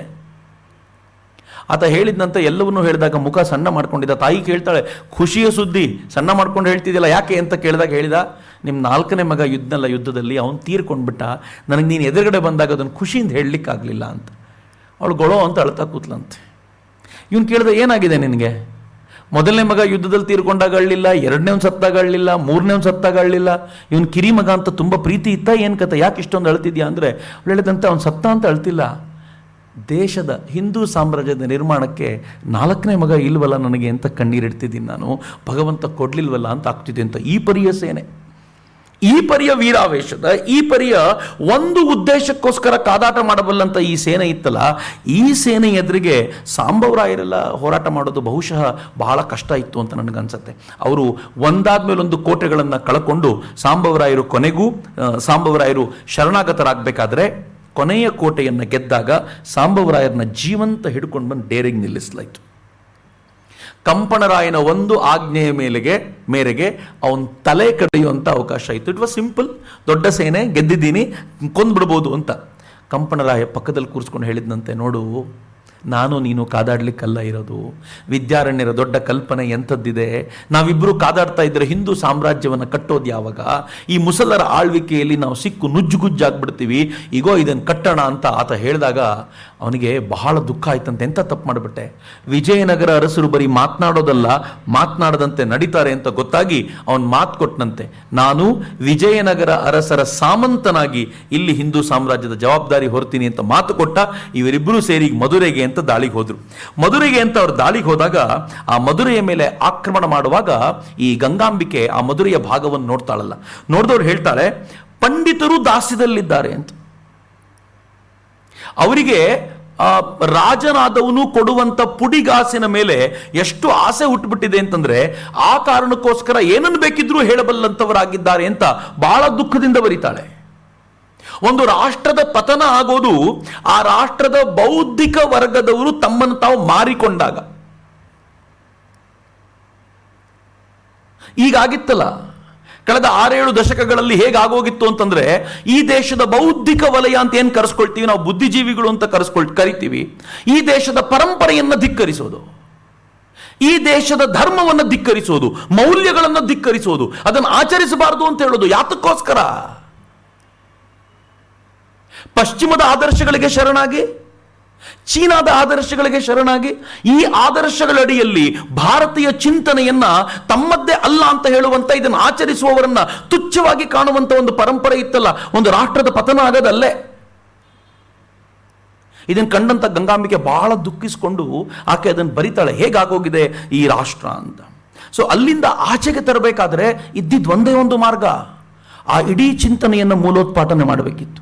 ಅದನ್ನು ಯಾರು ಹಬ್ಬಿಸ್ತಿದ್ದಾರೋ, ಯಾರು ಅವರಿಗೆ ಫೀಡ್ ಮಾಡ್ತಿದ್ದಾರೋ ಅವರನ್ನು ದೂರ ತಳ್ಳಬೇಕಿತ್ತು. ಹಂಗೆ ತಳ್ಳಲಿಕ್ಕೆ ಅಂತ ಈತ ಆಕ್ರಮಣ ಮಾಡ್ತಾ ಮೊದಲು ಶ್ರೀರಂಗದ ಮೇಲೆ ಆಕ್ರಮಣ ಆಯಿತು. ಶ್ರೀರಂಗ ಇವರು ವಶವಾಯಿತು. ಯಾವ ಶ್ರೀರಂಗನಾಥನ ದೇವಸ್ಥಾನದ ಮೇಲೆ ಆಕ್ರಮಣ ಮಾಡಿ ಮಲ್ಲಿಕಾಫರ ಆ ಶ್ರೀರಂಗ ದೇವಸ್ಥಾನವನ್ನು ನುಚ್ಚುನೂರು ಮಾಡಬೇಕು ಅಂತ ಪ್ರಯತ್ನ ಪಟ್ಟಾಗ ಅಲ್ಲಿನ ಜನ ಮೂರ್ತಿಯನ್ನು ತಗೊಂಡು ಓಡೋಗಿ ಮುಚ್ಚಿಟ್ಬಿಟ್ಟಿದ್ರು. ನೀವೀಗಲೂ ಕೂಡ ನಮ್ಮ ಕರ್ನಾಟಕದ ಅನೇಕ ದೇವಸ್ಥಾನಗಳಿಗೆ ನೋಡಿದರೆ ಮೂರ್ತಿ ಒಂದಿರುತ್ತೆ, ಅದೇ ಥರದ ಮೂರ್ತಿ ಇನ್ನೊಂದೆಲ್ಲಾದರೂ ಆವರಣದಲ್ಲಿ ಮಲಗಿಸಿರ್ತಾರೆ. ಒಂದ್ಸಲ ನಾನು ಒಬ್ಬರನ್ನ ಕೇಳಿದೆ, ಇದು ಯಾವ ಮೂರ್ತಿ ಇದು ಅದೇ ಥರ ಇದೆಯಲ್ಲ ಅಂತ. ಆದರೆ ಅಷ್ಟು ಫಿನಿಶಿಂಗ್ ಇರಲ್ಲ, ಸಾಮಾನ್ಯವಾಗಿರುತ್ತೆ. ಅವ್ರು ಹೇಳಿದರು, ಇತಿಹಾಸದ ಕಾಲಘಟ್ಟದಲ್ಲಿ, ಅವತ್ತಿನ ಕಾಲಘಟ್ಟದಲ್ಲಿ ಆಕ್ರಮಣಗಳಾಗೋ ಹೊತ್ತಿನಲ್ಲಿ ಆಕ್ರಮಣ ಮಾಡಿ ಇನ್ನೇನು ದೇವಸ್ಥಾನಕ್ಕೆ ಆಕ್ರಮಣಕಾರಿಗಳು ಬರ್ತಾರೆ ಅಂತ ಗೊತ್ತಾದ ತಕ್ಷಣ ಮೂಲ ಮೂರ್ತಿಯನ್ನು ಹೊತ್ಕೊಂಡು ಜನ ತಗೊಂಡೋಗಿ ಮುಚ್ಚಿಟ್ಬಿಡ್ತಿದ್ರಂತೆ. ಈ ಡಮ್ಮಿ ಮೂರ್ತಿ ಏನಿರುತ್ತಲ್ಲ ಅದನ್ನು ತಂದು ಅಲ್ಲಿಟ್ಬಿಟ್ಟು ತಾವು ಪರಾರಿಯಾಗ್ಬಿಡ್ತಿದ್ರು. ಆ ಮೂರ್ತಿಯನ್ನು ಕಾಪಾಡಿಕೊಳ್ಳಿಕ್ಕೋಸ್ಕರ, ಮೂಲ ವಿಗ್ರಹವನ್ನು ಕಾಪಾಡಿಕೊಳ್ಳಿಕ್ಕೋಸ್ಕರ ಜೀವವನ್ನೇ ಕೊಟ್ಟಿರ್ತಿದ್ರು. ಹೀಗೆ ಬಂದಂಥ ಮೂರ್ತಿ ಭಂಜಕ ಈ ಮತ್ತೊಂದು ಮೂರ್ತಿಯನ್ನು ಧ್ವಂಸಗೊಳಿಸ್ತಿದ್ದ, ತಾನು ಮೂರ್ತಿ ಭಂಜನೆ ಮಾಡಿದೆ ಅಂತ ಖುಷಿ ಪಡ್ತಿದ್ದ. ಅವನು ಹೋದ ನಂತರ ಮತ್ತೆ ಹಳೆ ಮೂರ್ತಿಯನ್ನು ತರ್ತಿದ್ರು, ಅದನ್ನು ಪ್ರತಿಷ್ಠಾಪನೆ ಮಾಡ್ತಿದ್ರು. ಅದಕ್ಕೆ ಬೇಕಾಗಿರುವಂಥ ಆವಾಹನೆಯ ಕರ್ಮ, ಪ್ರಾಯಶ್ಚಿತ್ತ ಕರ್ಮ ಎಲ್ಲ ಮಾಡಿಕೊಂಡು ಮುಂದೆ ದೇವಸ್ಥಾನ ಮತ್ತೆ ಪುನರುಜ್ಜೀವನಗೊಳ್ತಿತ್ತು. ಈ ಥರದ ಕಲ್ಪನೆ ಈಗ ಶ್ರೀರಂಗದಲ್ಲೂ ಹಾಗೆ ಆಯಿತು. ಯಾವಾಗ ಶ್ರೀರಂಗದಲ್ಲಿ ವಾಪಸ್ಸು ಹಿಂದುತ್ವದ ಭಾವನೆಗಳು ಉಸಿರಾಡ್ಲಿಕ್ಕೆ ಶುರು ಮಾಡಿದ್ವೋ ಜನಕ್ಕೆ ಒಂಥರ ಜೀವ ಬಂದಂತಾಯಿತು. ಅಲ್ಲಿಂದ ಮಧುರೆಗೆ ಹೊರಟರು. ಮಧುರೆಗೆ ಯಾವಾಗ ಇವ್ರು ಹೋದ್ರು ಸುಲ್ತಾನ ಕೂಡ ಕಡಿಮೆ ಇರಲಿಲ್ಲ, ಎಲ್ಲ ತಯಾರಿ ಮಾಡ್ಕೊಂಡು ಕೂತಿದ್ದ. ಆದರೆ ಸುತ್ತಲಿಂದ ಈ ಸೇನೆ ಮುಗಿಬಿದ್ದಾಗ ಅವನಿಗೇನು ಮಾಡಬೇಕು ಅಂತ ಗೊತ್ತಾಗಲಿಲ್ಲ. ಸುಲ್ತಾನನ ಸೇನೆ ನುಚ್ಚು ನೂರಾಗಿ ಆ ಸುಲ್ತಾನನನ್ನು ಕಂಪಣನೆ ತನ್ನ ಕತ್ತಿಯಿಂದ ಅವನ ತಲೆಯನ್ನು ಕತ್ತರಿಸಿ ಹಿಂದೂ ಸಾಮ್ರಾಜ್ಯವನ್ನು ಪುನರ್ಸ್ಥಾಪಿಸಿದ. 1361 ಅದೇನು ಸ್ಥಾಪನೆಯಾಯಿತೋ ಅದಾದ ನಂತರ ದಕ್ಷಿಣಕ್ಕೆ ಮುಸಲ್ಮಾನರು ಅಷ್ಟು ಸುಲಭವಾಗಿ ಕಣ್ಣು ಹಾಕ್ಲಿಕ್ಕೆ ಸಾಧ್ಯ ಆಗಲಿಲ್ಲ. ವಿಜಯನಗರದ ಕೊಡುಗೆ ಈ ವಿಚಾರದಲ್ಲಿ ಬಹಳ ದೊಡ್ಡದಿದೆ ಅನ್ನೋದನ್ನು ನಾವು ಒಪ್ಪಿಕೊಳ್ಳಲೇಬೇಕು. ಆನಂತರ ಆತ ವಾಪಸ್ ಬರುವಾಗ ಆತ ವಾಪಸ್ ಭಾಳ ಹೆಮ್ಮೆಯಿಂದ ಬಂದ. ಇಮ್ಯಾಜಿನ್ ಮಾಡಿ, ಈ ಥರದೊಂದು ಸಾಧನೆ ಮಾಡ್ಕೊಂಡು ಬಂದಿರುವಂಥವನನ್ನು ವಿಜಯನಗರ ಹೇಗೆ ಸ್ವಾಗತಿಸಿರ್ಬೋದು ಅಂತ. ಆ ಪರಿಯ ಅದ್ದೂರಿಯ ಸ್ವಾಗತ ಕಂಪಣನಿಗೆ ಸಿಕ್ತು. ಮುಂದೆ ಕಲಬುರ್ಗಿಯ ಮಹಮ್ಮದ್ ಶಾ ಏನಿದ್ದ, ಏನು ಒಂದ್ಸಲ ಇವನು ಹಕ್ಕರಾಯನ ಬಳಿ ಸೋತು ಹೋಗಿದ್ನೋ, ಅವನು ಇದೇ ಸಂದರ್ಭದಲ್ಲಿ ಏನು ಮಾಡ್ದ, ಸ್ವಲ್ಪ ಧಿಮಾಕಿನಿಂದ ಈ ಬುಕ್ಕರಾಯನಿಗೆ ಒಂದು ಸಂದೇಶವನ್ನು ಕಳಿಸ್ದ. ಸಾಕು, ನೀವು ಇಷ್ಟು ದಿನ ಏನು ಮೆರೆದಿದ್ದೀರೋ ಸಾಕು, ಇನ್ನು ಮುಂದೆ ನೀವು ನನಗೆ ಕಪ್ಪ ಕೊಡುವಂಥವ್ರಾಗಬೇಕು ಅಂತ. ಕಪ್ಪ ಕೊಡುವಂಥವರಾಗಬೇಕು ಅಂತ ಈಗ ಎಲ್ಲಿವರೆಗೂ, ಈಗ ಹೆಚ್ಚು ಕಡಿಮೆ ತುಂಗಭದ್ರೆಯಿಂದ ಹಿಡಿದು ದಕ್ಷಿಣದ ಸಮುದ್ರದವರೆಗೂ ವ್ಯಾಪಿಸಿಕೊಂಡಿರುವಂಥ ಒಂದು ಸಮೃದ್ಧವಾಗಿರುವಂಥ ರಾಜ್ಯವನ್ನು ಕಪ್ಪ ಕೊಡು ಅಂತ ಕೇಳ್ತಾನಲ್ಲ, ಏನು ಧಾರಷ್ಟೇ ಇರಬೇಕು ಅವನಿಗೆ. ಇಡೀ ವಿಜಯನಗರ ಉರಿದು ಬಿತ್ತು, ಏನಾದರೂ ಮಾಡಬೇಕಲ್ಲ. ಅವನು ಆಕ್ರಮಣ ಮಾಡುವವರೆಗೂ ಕಾಯಬಾರದು ಅಂತ ವಿಜಯನಗರ ಸೇನೆಯ ಮುಗಿಬಿದ್ದು ಮುದ್ಗಲ್ ಕೋಟೆನ ವಶಪಡಿಸ್ಕೊಳ್ತು. ಮುದ್ಗಲ್ ಕೋಟೆ ಯಾವಾಗ ಬಿತ್ತು ಅಂತ ಗೊತ್ತಾಯ್ತೋ ಮಹಮ್ಮದ್ ಶಾಗೂ ಸುಮ್ಮನಿರ್ಲಿಕ್ಕಾಗಲಿಲ್ಲ. ಆತ ತನ್ನ ದೊಡ್ಡ ಸೇನೆಯನ್ನು ತೆಗೆದುಕೊಂಡು ಕೃಷ್ಣಾ ನದಿಯನ್ನು ದಾಟಿ ಬಂದ. ಇವರು ತುಂಗಭದ್ರೆಯನ್ನು ದಾಟಿ ಇವೆರಡರ ನಡುವಿನ ಏನು ಜಾಗ ಇದೆ ಆ ಜಾಗದಲ್ಲಿ ಒಂದು ಭರ್ಜರಿಯಾದ ಯುದ್ಧ ನಡೀತು. ಕೆಲವರು ಹೇಳ್ತಾರೆ ಯುದ್ಧ 1-2 ವರ್ಷಗಳ ಕಾಲ ಅಲ್ಲ, 6-7 ವರ್ಷಗಳ ಕಾಲ ನಡೀತು ಅಂತ. ಆ ಕಡೆಯೂ ಕೈ ಬಿಡಲಿಲ್ಲ, ಈ ಕಡೆಯೂ ಕೈ ಬಿಡಲಿಲ್ಲ. ಇಬ್ಬರದ್ದು ಸಮಸಮ ಬಲ ಅಂತ ಅನ್ನಿಸ್ತಿತ್ತು. ಆದರೆ ವಿಜಯನಗರದ ಕಾದಾಟ ಇದೆಯಲ್ಲ, ಅದು ಅಭೂತಪೂರ್ವವಾಗಿತ್ತು. ಕೊನೆಗೂ ವಿಜಯನಗರ ಸಾಮ್ರಾಜ್ಯದವರ ಕೈ ಮೇಲಾಗಿ ಆತ ತಪ್ಪಿಸಿಕೊಂಡು ಓಡಿ ಹೋದ ಅಂತ ಹೇಳ್ತಾರೆ. ಅದಾದ ಮುಂದಿನ 20 ವರ್ಷಗಳ ಕಾಲ ಯಾವ ಮುಸಲ್ಮಾನ್ ರಾಜನೂ ಕೂಡ ಅಪ್ಪಿ ತಪ್ಪಿ ದಕ್ಷಿಣದ ಕಡೆ ಕಣ್ಣು ಹಾಕ್ಲಿಕ್ಕೆ ಹೋಗಲಿಲ್ಲ ಅಂತ ಹೇಳ್ತಾರೆ. ಆ ಪರಿಯ ಹೊಡೆತ ಬಿದ್ದಿತ್ತು ಅವರಿಗೆ. ಕೃಷ್ಣೆ ಈಗ ಅವರು ಮುಸಲ್ಮಾನರು ಅಥವಾ ಕಲಬುರ್ಗಿಯ ರಾಜರು ಕೂಡ ಸುಲ್ತಾನರು ಕೂಡ ಕೃಷ್ಣೆಯ ಬಾರ್ಡರ್ರೇ ಅದು ಇವರ ಬಾರ್ಡರ್ ಅಂತ ಒಪ್ಪಿಕೊಳ್ಳುವಂಥ ಅನಿವಾರ್ಯತೆಗೆ ಸಿಲುಕಿದ್ರಿಂದ ಅತ್ತ ಕೃಷ್ಣೆಯಿಂದ ಈ ಕಡೆ ಹಿಂದೂ ಮಹಾಸಾಗರದವರೆಗೆ ಒಂದು ವಿಸ್ತಾರವಾಗಿರುವಂಥ ಸಾಮ್ರಾಜ್ಯವನ್ನು ವಿಜಯನಗರದವರು ಬುಕ್ಕರಾಯನ ಕಾಲಕ್ಕೆ ಕಟ್ಟಿಕೊಂಡ್ರು. ಬರೀ ಇಷ್ಟೇ ಅಲ್ಲದೆ ಆತ ಗೋವೆಯನ್ನು ವಶಪಡಿಸಿಕೊಂಡಿದ್ದ. ಈ ಕಡೆ ಸಿಂಹಳ ಕೂಡ ಅವನಿಗೆ ಕಪ್ಪವನ್ನು ಕೊಡ್ತಾ ಇತ್ತು. ಮಲಬಾರ್ಗಳ ಅರಸರು ಅಂದರೆ ಕೇರಳದ ಅರಸರುಗಳು ಕೂಡ ಅವನಿಗೆ ಕಪ್ಪವನ್ನು ಕೊಡ್ತಾ ಇದ್ರು. ಹೀಗಾಗಿ ಹಿಂದೂರಾಯ ಸುರತ್ರಾಣ ಬುಕ್ಕ ಭೂಪತಿ ಅಂತ ಕರೀತಾರೆ ಅವನನ್ನು. ಹಿಂದೂರಾಯ ಸುರತ್ರಾಣ ಬುಕ್ಕ ಭೂಪತಿ ಅನ್ನುವಂಥ ಅಭಿಧಾನ ಅವನಿಗಿತ್ತು. ಯಾಕೆಂದ್ರೆ ಹಿಂದೂಗಳ ಗೌರವವನ್ನು ಉಳಿಸ್ಲಿಕ್ಕೋಸ್ಕರ ಇದ್ದವನು ಅಂತ. ಇದಾದ ನಂತರ ಬಹುಶಃ ಅದಾದ ಒಂದು 30-40 ವರ್ಷಗಳ ಅಂತರದಲ್ಲಿ ಪ್ರೌಢದೇವರಾಯ ಬಂದ, 2ನೇ ದೇವರಾಯ ಅಂತ ಕರೀತಾರೆ. ಆತನು ಕೂಡ ಸಾಮಾನ್ಯವಾದ ಮನುಷ್ಯ ಏನಲ್ಲ. ಏನು ಬಹಮನಿಗಳು ಕಲಬುರ್ಗಿಯಲ್ಲಿ ಕೂತ್ಕೊಂಡು ಆಳ್ತಾ ಇದ್ರೋ, ತಾನು ಅಧಿಕಾರಕ್ಕೆ ಬಂದ ತಕ್ಷಣ ಅವ್ರ ಮೇಲೆ ಏರಿ ಹೋದ. ಅವ್ರಿಗೆ ಅನ್ನಿಸ್ತು ಕಲಬುರ್ಗಿಲಿ ಪದೇ ಪದೇ ದಾಳಿ ಮಾಡ್ತಾರೆ ಅಂತ ತಮ್ಮ ನಗರವನ್ನೇ ಬೀದರ್ಗೆ ಶಿಫ್ಟ್ ಮಾಡಿಕೊಂಡ್ರು. ಬಹಮನಿಗಳನ್ನು ಬೀದರ್ಗೆ ಓಡಿಸಿದ ಕೀರ್ತಿ ಅದು ಪ್ರೌಢದೇವರಾಯನಿಗೆ ಸಲ್ಲಿಸುತ್ತೆ. ಆತ ಸುಮ್ಮನಿರದೆ ಕಳಿಂಗಕ್ಕೂ ಹೋದ. ಕಳಿಂಗ ಅಂದ್ರೆ ಒರಿಸ್ಸಾದ ಮೇಲೆ ಆಕ್ರಮಣ ಮಾಡಿ ಒರಿಸ್ಸಾನು ಕೂಡ ತನ್ನ ತೆಕ್ಕೆಗೆ ತೆಗೆದುಕೊಳ್ಳುವಂತ ಪ್ರಯತ್ನವನ್ನು ಮಾಡಿದ್ದ. ಪರ್ಷಿಯಾದ ಅಬ್ದುಲ್ ರಜಾಕ್ ಈ ಸಂದರ್ಭದಲ್ಲಿ ಬಂದು ಏನು ಹೇಳ್ತಾನೆ ಅಂತಂದ್ರೆ, ಇಂಥ ರಾಜಧಾನಿಯನ್ನ ಕಣ್ಣುಗಳಿಂದ ನೋಡಿ ಮುಗಿಸೋದು ಸಾಧ್ಯ ಇಲ್ಲ, ಕಿವಿಗಳಿಂದ ಕೇಳಿ ತೀರಿಸೋದು ಸಾಧ್ಯ ಇಲ್ಲ ಅಂತ. ಆ ಥರದ ರಾಜಧಾನಿಯ ವೈಭವ ಇತ್ತು ಅಂತ ಬಂದಂಥ ಇತಿಹಾಸಕಾರರೆಲ್ಲ ಹೇಳ್ತಾರೆ. ಮಿತ್ರ, ನಮ್ಗೆ ಇಷ್ಟೂ ಕೂಡ ವಿಜಯನಗರದ ಕುರಿತಂತೆ ನಾನು ಇಷ್ಟು ಮಾತನಾಡಬೇಕಾದ್ರೆ ನಿಮ್ಗೆಲ್ರಿಗೂ ಅಚ್ಚರಿ ಅನಿಸ್ಬೋದು, ಇಷ್ಟೊಂದು ಇನ್ಪುಟ್ಸ್ ಎಲ್ಲಿಂದ ಸಿಗುತ್ತೆ ವಿಜಯನಗರಕ್ಕೆ ಅಂತ. ಯಾವ ಲೆಫ್ಟಿಸ್ಟ್ ಹಿಸ್ಟಾರಿಯನ್ನೂ ಕೂಡ ವಿಜಯನಗರದ ಇತಿಹಾಸವನ್ನು ಡಿಸ್ಟಾರ್ಟ್ ಮಾಡ್ಲಿಕ್ಕೆ ಸಾಧ್ಯ ಇಲ್ಲ. ಇಷ್ಟಾದರೂ ಪ್ರಯತ್ನ ಪಟ್ಟು ಅಲ್ಲಲ್ಲಿ ಡಿಸ್ಟಾರ್ಟ್ ಮಾಡುವಂಥ ಪ್ರಯತ್ನ ಮಾಡಿದ್ದಾರೆ. ಹೊಸ ಹೊಸ ಕಥೆಗಳನ್ನು ತಮ್ಮ ಬೇಕಾಗಿದ್ದು ಸೇರಿಸ್ಕೊಂಡಿದ್ದಾರೆ. ಆದರೂ ಡಿಸ್ಟಾರ್ಟ್ ಮಾಡೋದು ಕಷ್ಟ ಆಗಿದೆ. ಯಾಕೆ ಗೊತ್ತೇನು? ವಿಜಯನಗರದ ಕುರಿತಂತೆ 7,000 ಶಾಸನಗಳು ಲಭ್ಯ ಇವೆ. 7,000 ಶಾಸನದಲ್ಲಿ 3,500 ಶಾಸನಗಳು ಕನ್ನಡದಲ್ಲೇ ಇವೆ. 2,500 ಶಾಸನಗಳು ತಮಿಳಿನಲ್ಲಿ, 1,500 ಶಾಸನಗಳು ಹೆಚ್ಚು ಕಡಿಮೆ ಅವು ತೆಲುಗುನಲ್ಲಿ ಸಿಗ್ತವೆ. ಅದು ಬಿಟ್ಟು ಯಾತ್ರಿಕರ ದೃಷ್ಟಿಯಿಂದ ಡೊಮಿಂಗೋ ಪಾಯಸ್ ಬಂದಿದ್ದ, ನೂನಿಜ್ ಬಂದಿದ್ದ, ಬಾರ್ಬೋಸಾ ಬಂದಿದ್ದ, ಆಮೇಲೆ ನಿಕೋಲೋ ಕೊಂತಿ ಬಂದಿದ್ದ, ಅಬ್ದುಲ್ ರಜಾಕ್ ಬಂದಿದ್ದ, ಅನೇಕರು ಯಾತ್ರಿಕರು ಬಂದಿದ್ರು. ಬಂದವರೆಲ್ಲರೂ ವಿಜಯನಗರದ ವೈಭವದ ಕುರಿತಂತೆ ಒಂದೇ ತರ ಬರೆದಿದ್ದಾರೆ. ಕೆಲವರಂತೂ ಏನು ಬರೆದಿದ್ದಾರೆ ಅಂತಂದ್ರೆ ಪ್ರಾಬಬ್ಲಿ ಪಾಯಸೇ ಇರಬೇಕು. ಅವನಂತೂ ಹೇಳ್ಬಿಡ್ತಾನೆ, ರೋಮ್ಗೆ ಸರಿಸಮವಾಗಿರುವಂಥ ಸಾಮ್ರಾಜ್ಯವನ್ನು ನಾನು ಎಲ್ಲಾದರೂ ಕಂಡಿದ್ರೆ ಅದು ವಿಜಯನಗರದಲ್ಲಿ ನೋಡಿದ್ದೀನಿ ಅಂತ ಬರೆದು ಅವನು ಹೇಳ್ತಾನೆ, ವಿಜಯನಗರದ ಕುರಿತಂತೆ ನಾನೇನಾದರೂ ಅದರ ವೈಭವವನ್ನು ಬರೀಲಿಕ್ಕೆ ಹೊರಟ್ರೆ ನಾನು ಪದಗಳ ಕೊರತೆಯಿಂದ ನರಳಬೇಕಾಗತ್ತೆ ಅನ್ನೋ ಅರ್ಥದಲ್ಲಿ ಬರೀತಾನೆ. ವಿಜಯನಗರದ ಪ್ರತಿಯೊಬ್ಬ ಸಾಮಾನ್ಯ ಒಬ್ಬ ಸಿರಿವಂತ ಅಂತಂದ್ರೆ ಅವನು ಅತ್ಯಂತ ಸಿರಿವಂತ ಅನ್ನೋ ಕಲ್ಪನೆಯಿಂದ ಅವನು ಹೇಳ್ತಾನೆ. ಅವರು ಸಂತೆಗೆ ಅಂತ ಬಂದಾಗ, ಈ ತರದ ವಿಚಾರಗಳಿಗೆ ಅಂತ ಬಂದಾಗ ಅವ್ರು ಹಾಕ್ತಾ ಇದ್ದಂತ ಒಡವೆಗಳನ್ನ ಎಕ್ಸ್ಪ್ಲೈನ್ ಮಾಡ್ಲಿಕ್ಕೆ ನನ್ನ ಹತ್ರ ಸಾಧ್ಯ ಇಲ್ಲ ಅಂತ ಹೇಳ್ತಾನೆ. ಅವರ ಉತ್ಸವ ಇತ್ತಲ್ಲ, ವಿಜಯನಗರದವರು 2 ಉತ್ಸವವನ್ನು ಭಾರಿ ಜೋರಾಗಿ ಆಚರಣೆ ಮಾಡ್ತಿದ್ರು. ಒಂದು ಇದೇ ಕಾಲಘಟ್ಟ, ನವರಾತ್ರಿ ಉತ್ಸವ ಬಹಳ ವಿಶೇಷವಾಗಿ ವಿಜೃಂಭಣೆಯಿಂದ ಆಚರಿಸ್ತಾ ಇದ್ರು. ಇಡೀ ಕರ್ನಾಟಕದಲ್ಲಿ ಈ ಉತ್ಸವಕ್ಕೆ ಈ ವ್ಯಾಪ್ತಿ ಬಂದಿರೋದಕ್ಕೆ ಮುಖ್ಯ ಕಾರಣ ಅವರೇ ಅಂತ ಕೂಡ ಹೇಳ್ತಾರೆ. ಅಷ್ಟು ವಿಜೃಂಭಣೆಯಿಂದ ಆಚರಿಸ್ತಾ ಇದ್ರು. ಆವತ್ತಿನ ಕಾಲಘಟ್ಟದಲ್ಲಿ ಅದನ್ನು ನೋಡಿದಂಥವರು ಮೈಮರೆತು ಹೋಗ್ಬಿಡ್ತಾರೆ, ಆ ಥರದ ವಿಜೃಂಭಣೆ. ಎರಡನೇದು, ಹೊಸ ವರ್ಷವನ್ನು ಅಷ್ಟೇ ಉತ್ಸವದಿಂದ ಅವರು ಬರಮಾಡ್ಕೊಳ್ತಾ ಇದ್ರು, ಅಷ್ಟೇ ಪ್ರೀತಿಯಿಂದ ಬರಮಾಡ್ಕೊಳ್ತಾ ಇದ್ರು. ಆ ಪರಿ ವೈಭವ ವಿಜಯನಗರದ ಕಾಲದ ವೈಭವ ನಾವೆಲ್ಲರೂ ಕೇಳಿದ್ದೀವಲ್ಲ, ಮುತ್ತು ರತ್ನಗಳನ್ನ ಬಳ್ಳಗಳಲ್ಲಿ ಹಾಕೊಂಡು ಮಾರಾಟ ಮಾಡ್ತಿದ್ರು ಅಂತ. ಆ ಥರದ ವಾತಾವರಣಗಳೇ ಇದ್ವು. ಈಗಲೂ ವಿಜಯನಗರಕ್ಕೆ ಹೋದ್ರೆ ನಮ್ಮಲ್ಲಿ ಅನೇಕರು ವಿಜಯನಗರಕ್ಕೆ ಹೋದ ತಕ್ಷಣ ದೇವಸ್ಥಾನಕ್ಕೆ ಹೋಗಿ ಒಂದು ನಮಸ್ಕಾರ ಮಾಡಿ ಬಂದ್ಬಿಡ್ತಾರೆ, ಅಲ್ಲಿಗೆ ಮುಗೀತು ಅಂತ. ಅಲ್ವೇ ಅಲ್ಲ, ದೇವಸ್ಥಾನ ವಿಜಯನಗರದ ಒಂದು ಸಣ್ಣ ಡಾಟ್ ಅಷ್ಟೇ.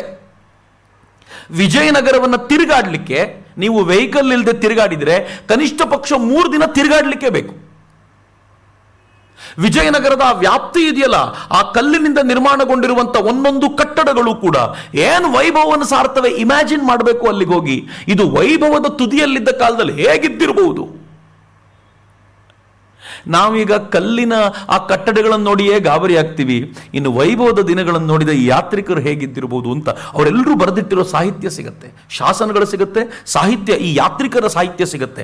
ಅಷ್ಟೇ ಅಲ್ಲದೆ ವಿದ್ಯಾರಣ್ಯ ಕಾಲಜ್ಞಾನ, ಮಧುರಾ ವಿಜಯಂ, ಸಾಳುವಾಭ್ಯುದಯಂ, ಕುಮಾರರಾಮ ಸಾಂಗತ್ಯ, ಮೋಹನ ತರಂಗಿಣಿ, ಆಮುಕ್ತ ಮಾಲ್ಯದ ಅನ್ನುವಂಥ ಕೃಷ್ಣದೇವರಾಯನ ಕೃತಿ, ಇವೆಲ್ಲವೂ ಸೇರಿದಂತೆ ಇವೆಲ್ಲವೂ ಅವತ್ತಿನ ದಿನಮಾನಗಳನ್ನೇ ವರ್ಣಿಸೋದ್ರಿಂದ ಬಹುಶಃ ಅದಕ್ಕೆ ಯಾರಿಗೂ ಅನುಮಾನ ಉಳ್ಕೊಳ್ಳದೆ ಇರೋ ರೀತಿಯಲ್ಲಿ ವಿಜಯನಗರದ ಇತಿಹಾಸ ಸಾಬೀತಾಗುತ್ತೆ. ವಿಜಯನಗರದ ಇತಿಹಾಸದಲ್ಲಿ ಅತ್ಯಂತ ಪ್ರಭಾವಿ ರಾಜ ನಾನೀಗ ಹೇಳಿದಂತ ಈ ಪ್ರೌಢದೇವರಾಯನ ನಂತರ ಒಂಥರ ಮಸುಕಾಗ್ಬಿಡ್ತು ಪ್ರಭೆ. ಬೆಳಕಿನ ಹಿಂದಿಂದೆ ಕತ್ತಲು ಬರುತ್ತೆ ಅಂತ ಹೇಳ್ತಾರಲ್ಲ, ಹಂಗಾಗ್ಬಿಡ್ತು. ಹೆಂಗಾಯ್ತು ಅಂತಂದ್ರೆ ರಾಜ್ಯ ಕುಸಿತ ಬಂತು, ಬಹಮನಿಗಳು ಆಕ್ರಮಣ ಮಾಡ್ಲಿಕ್ಕೆ ಶುರು ಮಾಡಿದ್ರು, ಒಬ್ಬರು ಗೋವೆನ್ ಕಸಿದ್ರು, ಒಬ್ಬರು ವಾರಂಗಲ್ನ ದಿಕ್ಕಿಗೆ ಬರ್ಲಿಕ್ಕೆ ಶುರು ಮಾಡಿದ್ರು. ಹೇಗಾಯ್ತು ಅಂತಂದ್ರೆ ಅವರ ಸಾಮ್ರಾಜ್ಯ ಕುಸಿತ ಇದೆ ಅಂತ ಗೊತ್ತಾದಾಗ ಆ ವಂಶ ಕಳೆದು ಈಗ ಸಾಳುವ ವಂಶ ಆರಂಭ ಆಯಿತು. ಸಾಳುವ ವಂಶದ ಕಡೆಯಿಂದ ನರಸಿಂಹನಾಯಕ ಆತ ಅಧಿಕಾರಕ್ಕೆ ಬಂದು ಕೂತ. ಬಹಳ ದಿನಗಳ ಕಾಲ ಅವ್ರದ್ದು ನಡೀಲಿಲ್ಲ. ಮುಂದೆ ಸಾಳುವ ವಂಶದ್ದೇ ಆಗಿರುವಂಥ ಕೃಷ್ಣದೇವರಾಯ, ಅರವೀಡಿನ ಕೃಷ್ಣದೇವರಾಯ ಅಧಿಕಾರಕ್ಕೆ ಬಂದ. ಅಧಿಕಾರಕ್ಕೆ ಬಂದಿದ್ದು ಕೃಷ್ಣದೇವರಾಯ 1509ರಲ್ಲಿ. 1509ರಲ್ಲಿ ಅಧಿಕಾರಕ್ಕೆ ಬಂದ ಕೃಷ್ಣದೇವರಾಯ, ಅವನ ಬಗ್ಗೆ ಬರಿತಾ ಇತಿಹಾಸಕಾರರು ಹೇಳ್ತಾರೆ, ಅಪ್ಪ ರಾಜನಾಗಿದ್ದ ಅನ್ನೋ ಕಾರಣಕ್ಕೋಸ್ಕರ ರಾಜನಾಗಿದ್ದವನಲ್ಲ ಅವನು ಅಂತ.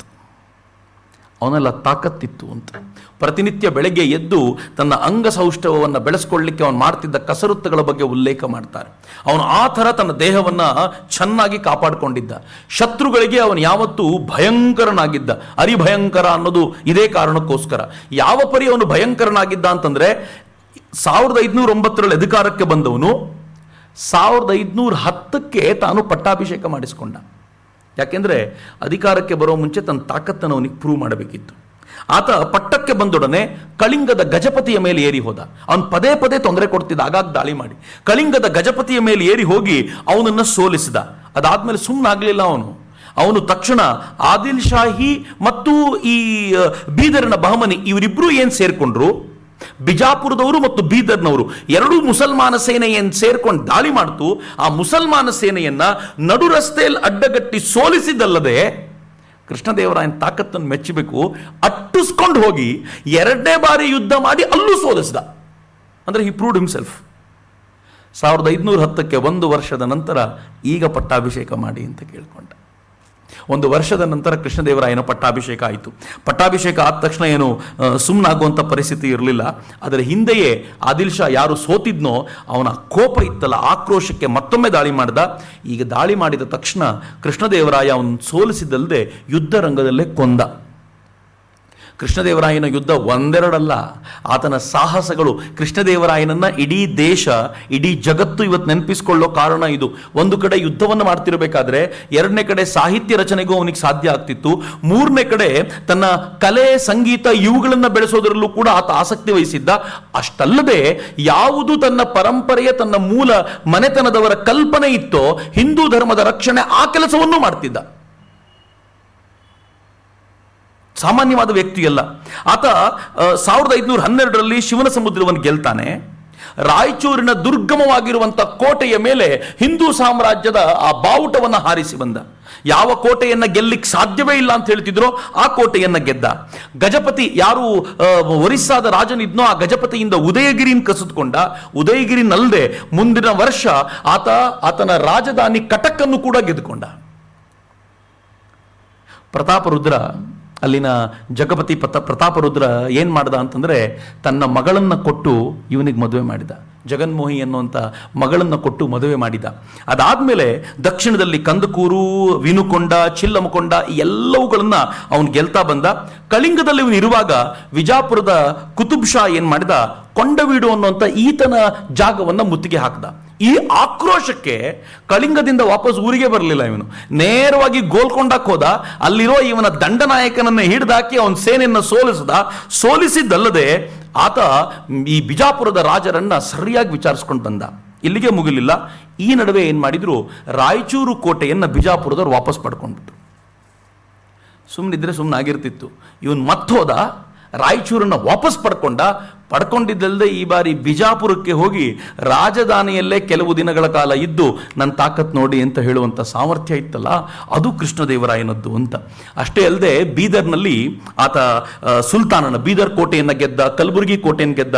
ಬೀದರ್ನಲ್ಲಂತೂ ಬಂಧನದಲ್ಲಿದ್ದಂಥ ತರುಣನನ್ನ ಆತ ವಾಪಸ್ ಕರ್ಕೊಂಡು ಬಂದು ಅವನನ್ನ ಪಟ್ಟಕ್ಕೆ ಕೂರಿಸಿದ. ಮುಸಲ್ಮಾನನನ್ನೇ ಪಟ್ಟಕ್ಕೆ ಕೂರಿಸಿ ಅವನನ್ನು ಸುಲ್ತಾನ ಅಂತ ಮಾಡಿ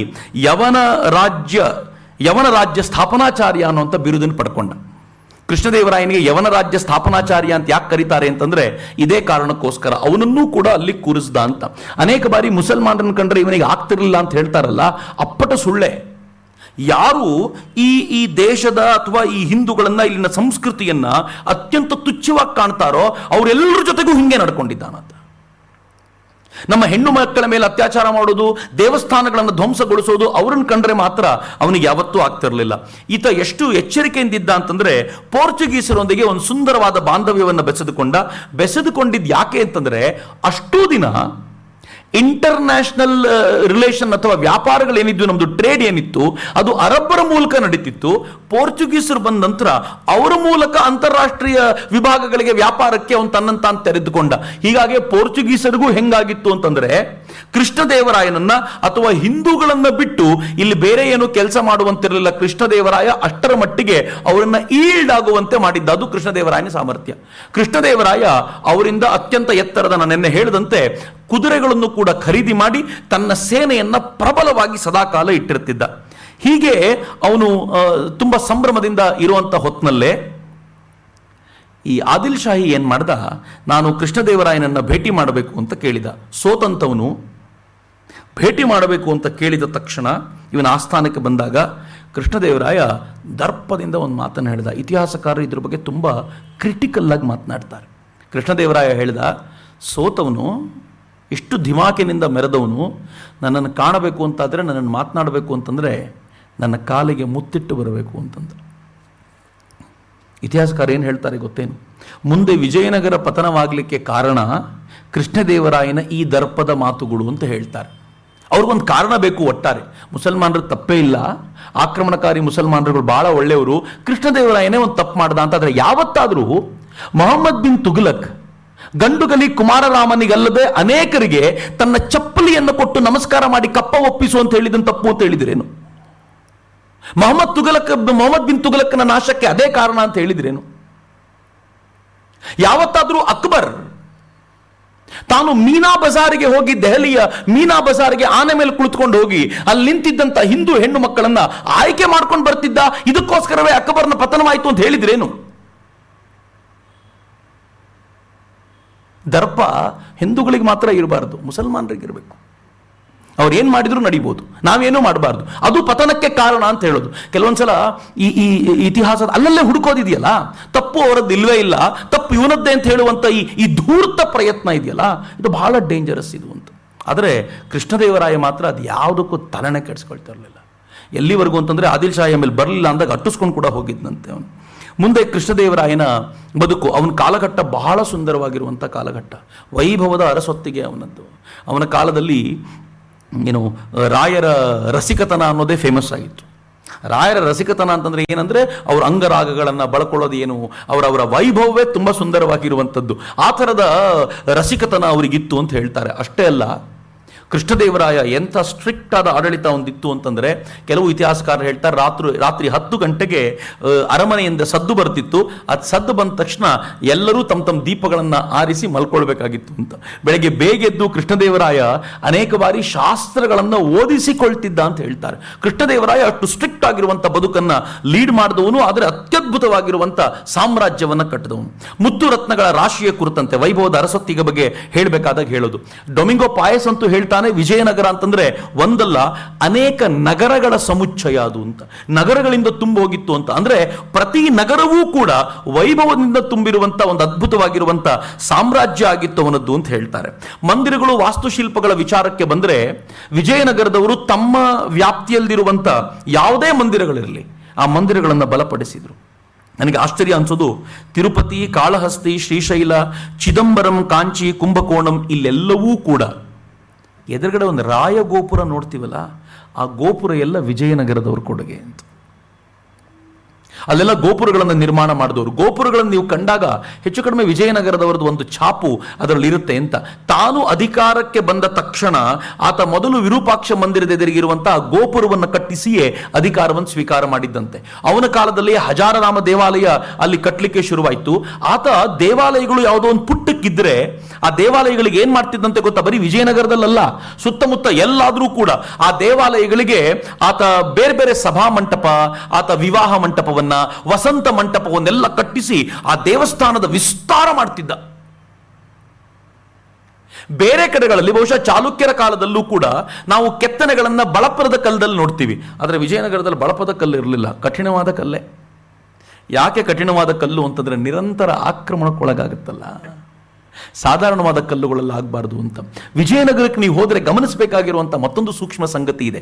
ನೀವು ದೇವಸ್ಥಾನದ ಒಳಗೆ ಹೋದರೆ ಅದು ಬರೀ ದೇವಸ್ಥಾನ ಅಂತ ಅನ್ಸಲ್ಲ, ಒಂದು ದೊಡ್ಡ ಕೋಟೆ ಒಳಗೆ ಹೋಗಿದ್ದೀವಿ ಅಂತ ಅನ್ಸುತ್ತೆ. ಎತ್ತರದ ಕಾಂಪೌಂಡ್ ಕಾಣಿಸುತ್ತೆ. ಬೇರೆಲ್ಲ ದೇವಸ್ಥಾನದಲ್ಲಿ ಹಾಗಿಲ್ಲ. ಭಾರತದಲ್ಲಿ ದೇವಸ್ಥಾನ ಅಂತಂದ್ರೆ ಬಯಲು ಆಲಯ ಅಂತ. ಬಯಲೇ ಆಲಯ ಅಂತಿರೋ ಜಾಗಕ್ಕೆ ಮೊದಲೊಂದು ಸಣ್ಣ ಗರ್ಭಗುಡಿ ಅಷ್ಟೇ ಕಟ್ಟಿಕೊಂಡು ದೇವರಿಗೆ ಮಳೆ ಬೀಳಬಾರದು, ಬಿಸಿಲು ಬೀಳಬಾರದು ಅಂತ ಮಾಡಿಟ್ಕೊಂಡವ್ರು ನಾವು. ಕ್ರಮೇಣ ಅದು ವಿಸ್ತಾರ ಯಾಕಾಯ್ತು ಅಂದ್ರೆ ಆಕ್ರಮಣಗಳ ಕಾಲಕ್ಕೆ. ಇವರು ಆಕ್ರಮಣ ಮಾಡಿ ಮೂರ್ತಿ ಭಂಜಕರು ಬರ್ತಿದ್ರಲ್ಲ, ದೇವಸ್ಥಾನವನ್ನೇ ಕೋಟೆ ತರ ಮಾಡಿ ಅದನ್ನು ರಕ್ಷಿಸಿಕೊಳ್ಳಿಕ್ಕೆ ಬೇಕಾಗಿರುವಂತ ವ್ಯವಸ್ಥೆನೂ ಕೂಡ ಮಾಡಿಟ್ಕೊಳ್ಬೇಕಾದ ಪರಿಸ್ಥಿತಿ, ಅನಿವಾರ್ಯತೆ ಸೃಷ್ಟಿಯಾಗಿದ್ದರಿಂದ ಅವರ ಕೋಟೆ ತರದ ನಿರ್ಮಾಣ ಮಾಡ್ಕೊಳ್ಬೇಕಾದ ಅನಿವಾರ್ಯತೆ ಬಂತು. ಆ ತರದ ವಿಸ್ತಾರವಾದ ಕೋಟೆಗಳ ದೇವಸ್ಥಾನಗಳನ್ನು ಅವರು ಕಟ್ಟಿದ್ರು. ಮಹಾನವಮಿ ದಿಬ್ಬ ನೀವು ಹೋದಾಗ ನನಗೆ ಕೇಳ್ಕೊಳ್ಳೋದೇನು ಅಂದ್ರೆ, ಮುಂದಿನ ಪೀಳಿಗೆಯವರು ಯಾರ್ಯಾರು ನೋಡ್ತಿದ್ದೀರೋ ಪ್ರತಿಯೊಬ್ಬರಿಗೂ ಮುಂದಿನ ಪೀಳಿಗೆಯ ಮಕ್ಕಳನ್ನ ವಿಜಯನಗರಕ್ಕೆ ಕರ್ಕೊಂಡು ಹೋಗೋದಾಗ ಇವೆಲ್ಲವನ್ನೂ ತೋರಿಸ್ಬೇಕು ಅವರಿಗೆ ಅಂತ. ಇತಿಹಾಸದಲ್ಲಿ ನೀವೇನು ವ್ಯೂಸ್ ಕೊಡಬೇಕಾದಂಥ ಅಗತ್ಯ ಇಲ್ಲ, ಆಗಿದ್ದೇನು ಅಂತಾದರೂ ಹೇಳಬೇಕಲ್ಲ. ಮತ್ತು ನಮ್ಮೊಳಗೆ ಆ ಸ್ವಾಭಿಮಾನದ ಪುನರ್ಜಾಗೃತಿಗೆ ಕಾರಣವಾದ ವಿಜಯನಗರವನ್ನು ಸುಮ್ಮನೆ ಬಿಡ್ಲಿಕ್ಕಂತೂ ಸಾಧ್ಯ ಇಲ್ಲ. ಕೆರೆಕಟ್ಟೆಗಳ ದೃಷ್ಟಿಯಿಂದ ನೋಡೋದಾದರೆ ಇವತ್ತಿಗೂ ಕೂಡ ವಿಜಯನಗರ ಸಾಮ್ರಾಜ್ಯದವರು ಕಟ್ಟಿಕೊಟ್ಟಂಥ ಅಥವಾ ಕೃಷ್ಣದೇವರಾಯ ನಿರ್ಮಿಸಿಕೊಟ್ಟಂಥ 2 ಕಾಲುವೆಗಳು ಇವತ್ತಿಗೂ ಕೆಲಸ ಮಾಡ್ತಿವೆ, ಸುತ್ತಮುತ್ತಲಿನ ಜನತೆಗೆ ಇವತ್ತಿಗೂ ಉಪಯೋಗ ಆಗಿವೆ. ನಮ್ಮವ್ರು ಕಟ್ಟಿರೋ ಕಾಲುವೆಗಳಿವೆ. ಇನ್ನೊಂದು 100 ವರ್ಷದ ನಂತರ, 100 ವರ್ಷಗಳ ಹಿಂದೆ ಕರ್ನಾಟಕದವರು ಕಟ್ಟಿದ ಕಾಲುವೆಗಳಿದ್ವು, ಅದು 100 ದಿನವೂ ಬಾಳಿಕೆ ಬರಲಿಲ್ಲ ಅಂತ ಹೇಳುವಂಥ ಅನೇಕ ಕಾಲುವೆಗಳಿವೆ. ಆದರೆ ಕೃಷ್ಣದೇವರಾಯ ಕಟ್ಟಿದ ಕಾಲುವೆಗಳು, ನಾನೊಂದ್ಸಲ ಅಲ್ಲೊಂದು ವಿದ್ಯಾರಣ್ಯ ಮಠ ಇದೆ, ಅದು ದೇವಸ್ಥಾನದ ಹಿಂಭಾಗದಲ್ಲೇ ಇದೆ. ಈಗಲೂ ಕೂಡ ಅಲ್ಲಿ ವಿದ್ಯಾರಣ್ಯ ಪರಂಪರೆಗೆ, ಆವತ್ತಿನ ಸಂತರ ಪರಂಪರೆಗೆ ಸೇರಿದವರು ಅಲ್ಲಿರ್ತಾರೆ. ಅಲ್ಲಿಗೆ ಹೋದಾಗ ಅಲ್ಲೊಂದು ಪುಟ್ಟ ದೇವಸ್ಥಾನ, ಮಠದ ಒಳಗೊಂದು ದೇವಸ್ಥಾನ, ಆ ದೇವಸ್ಥಾನದಲ್ಲಿ 24/7 ನೀರು ಹರಿತಿರುತ್ತೆ. ನಾನು ಗುರುಗಳನ್ನ ಕೇಳಿದೆ, ನೀರು ಎಲ್ಲಿಂದ ಬರುತ್ತಿದ್ದು? ಮುನ್ಸಿಪಾಲ್ಟಿ ಅವ್ರದ ಅಂತ. ಅವ್ರು ನಕ್ಬಿಟ್ರು, ಯಾವ ಮುನ್ಸಿಪಾಲ್ಟಿ ಇಷ್ಟು ನೀರು ಕೊಡ್ಲಿಕ್ಕೆ ಸಾಧ್ಯ ಅಂತ.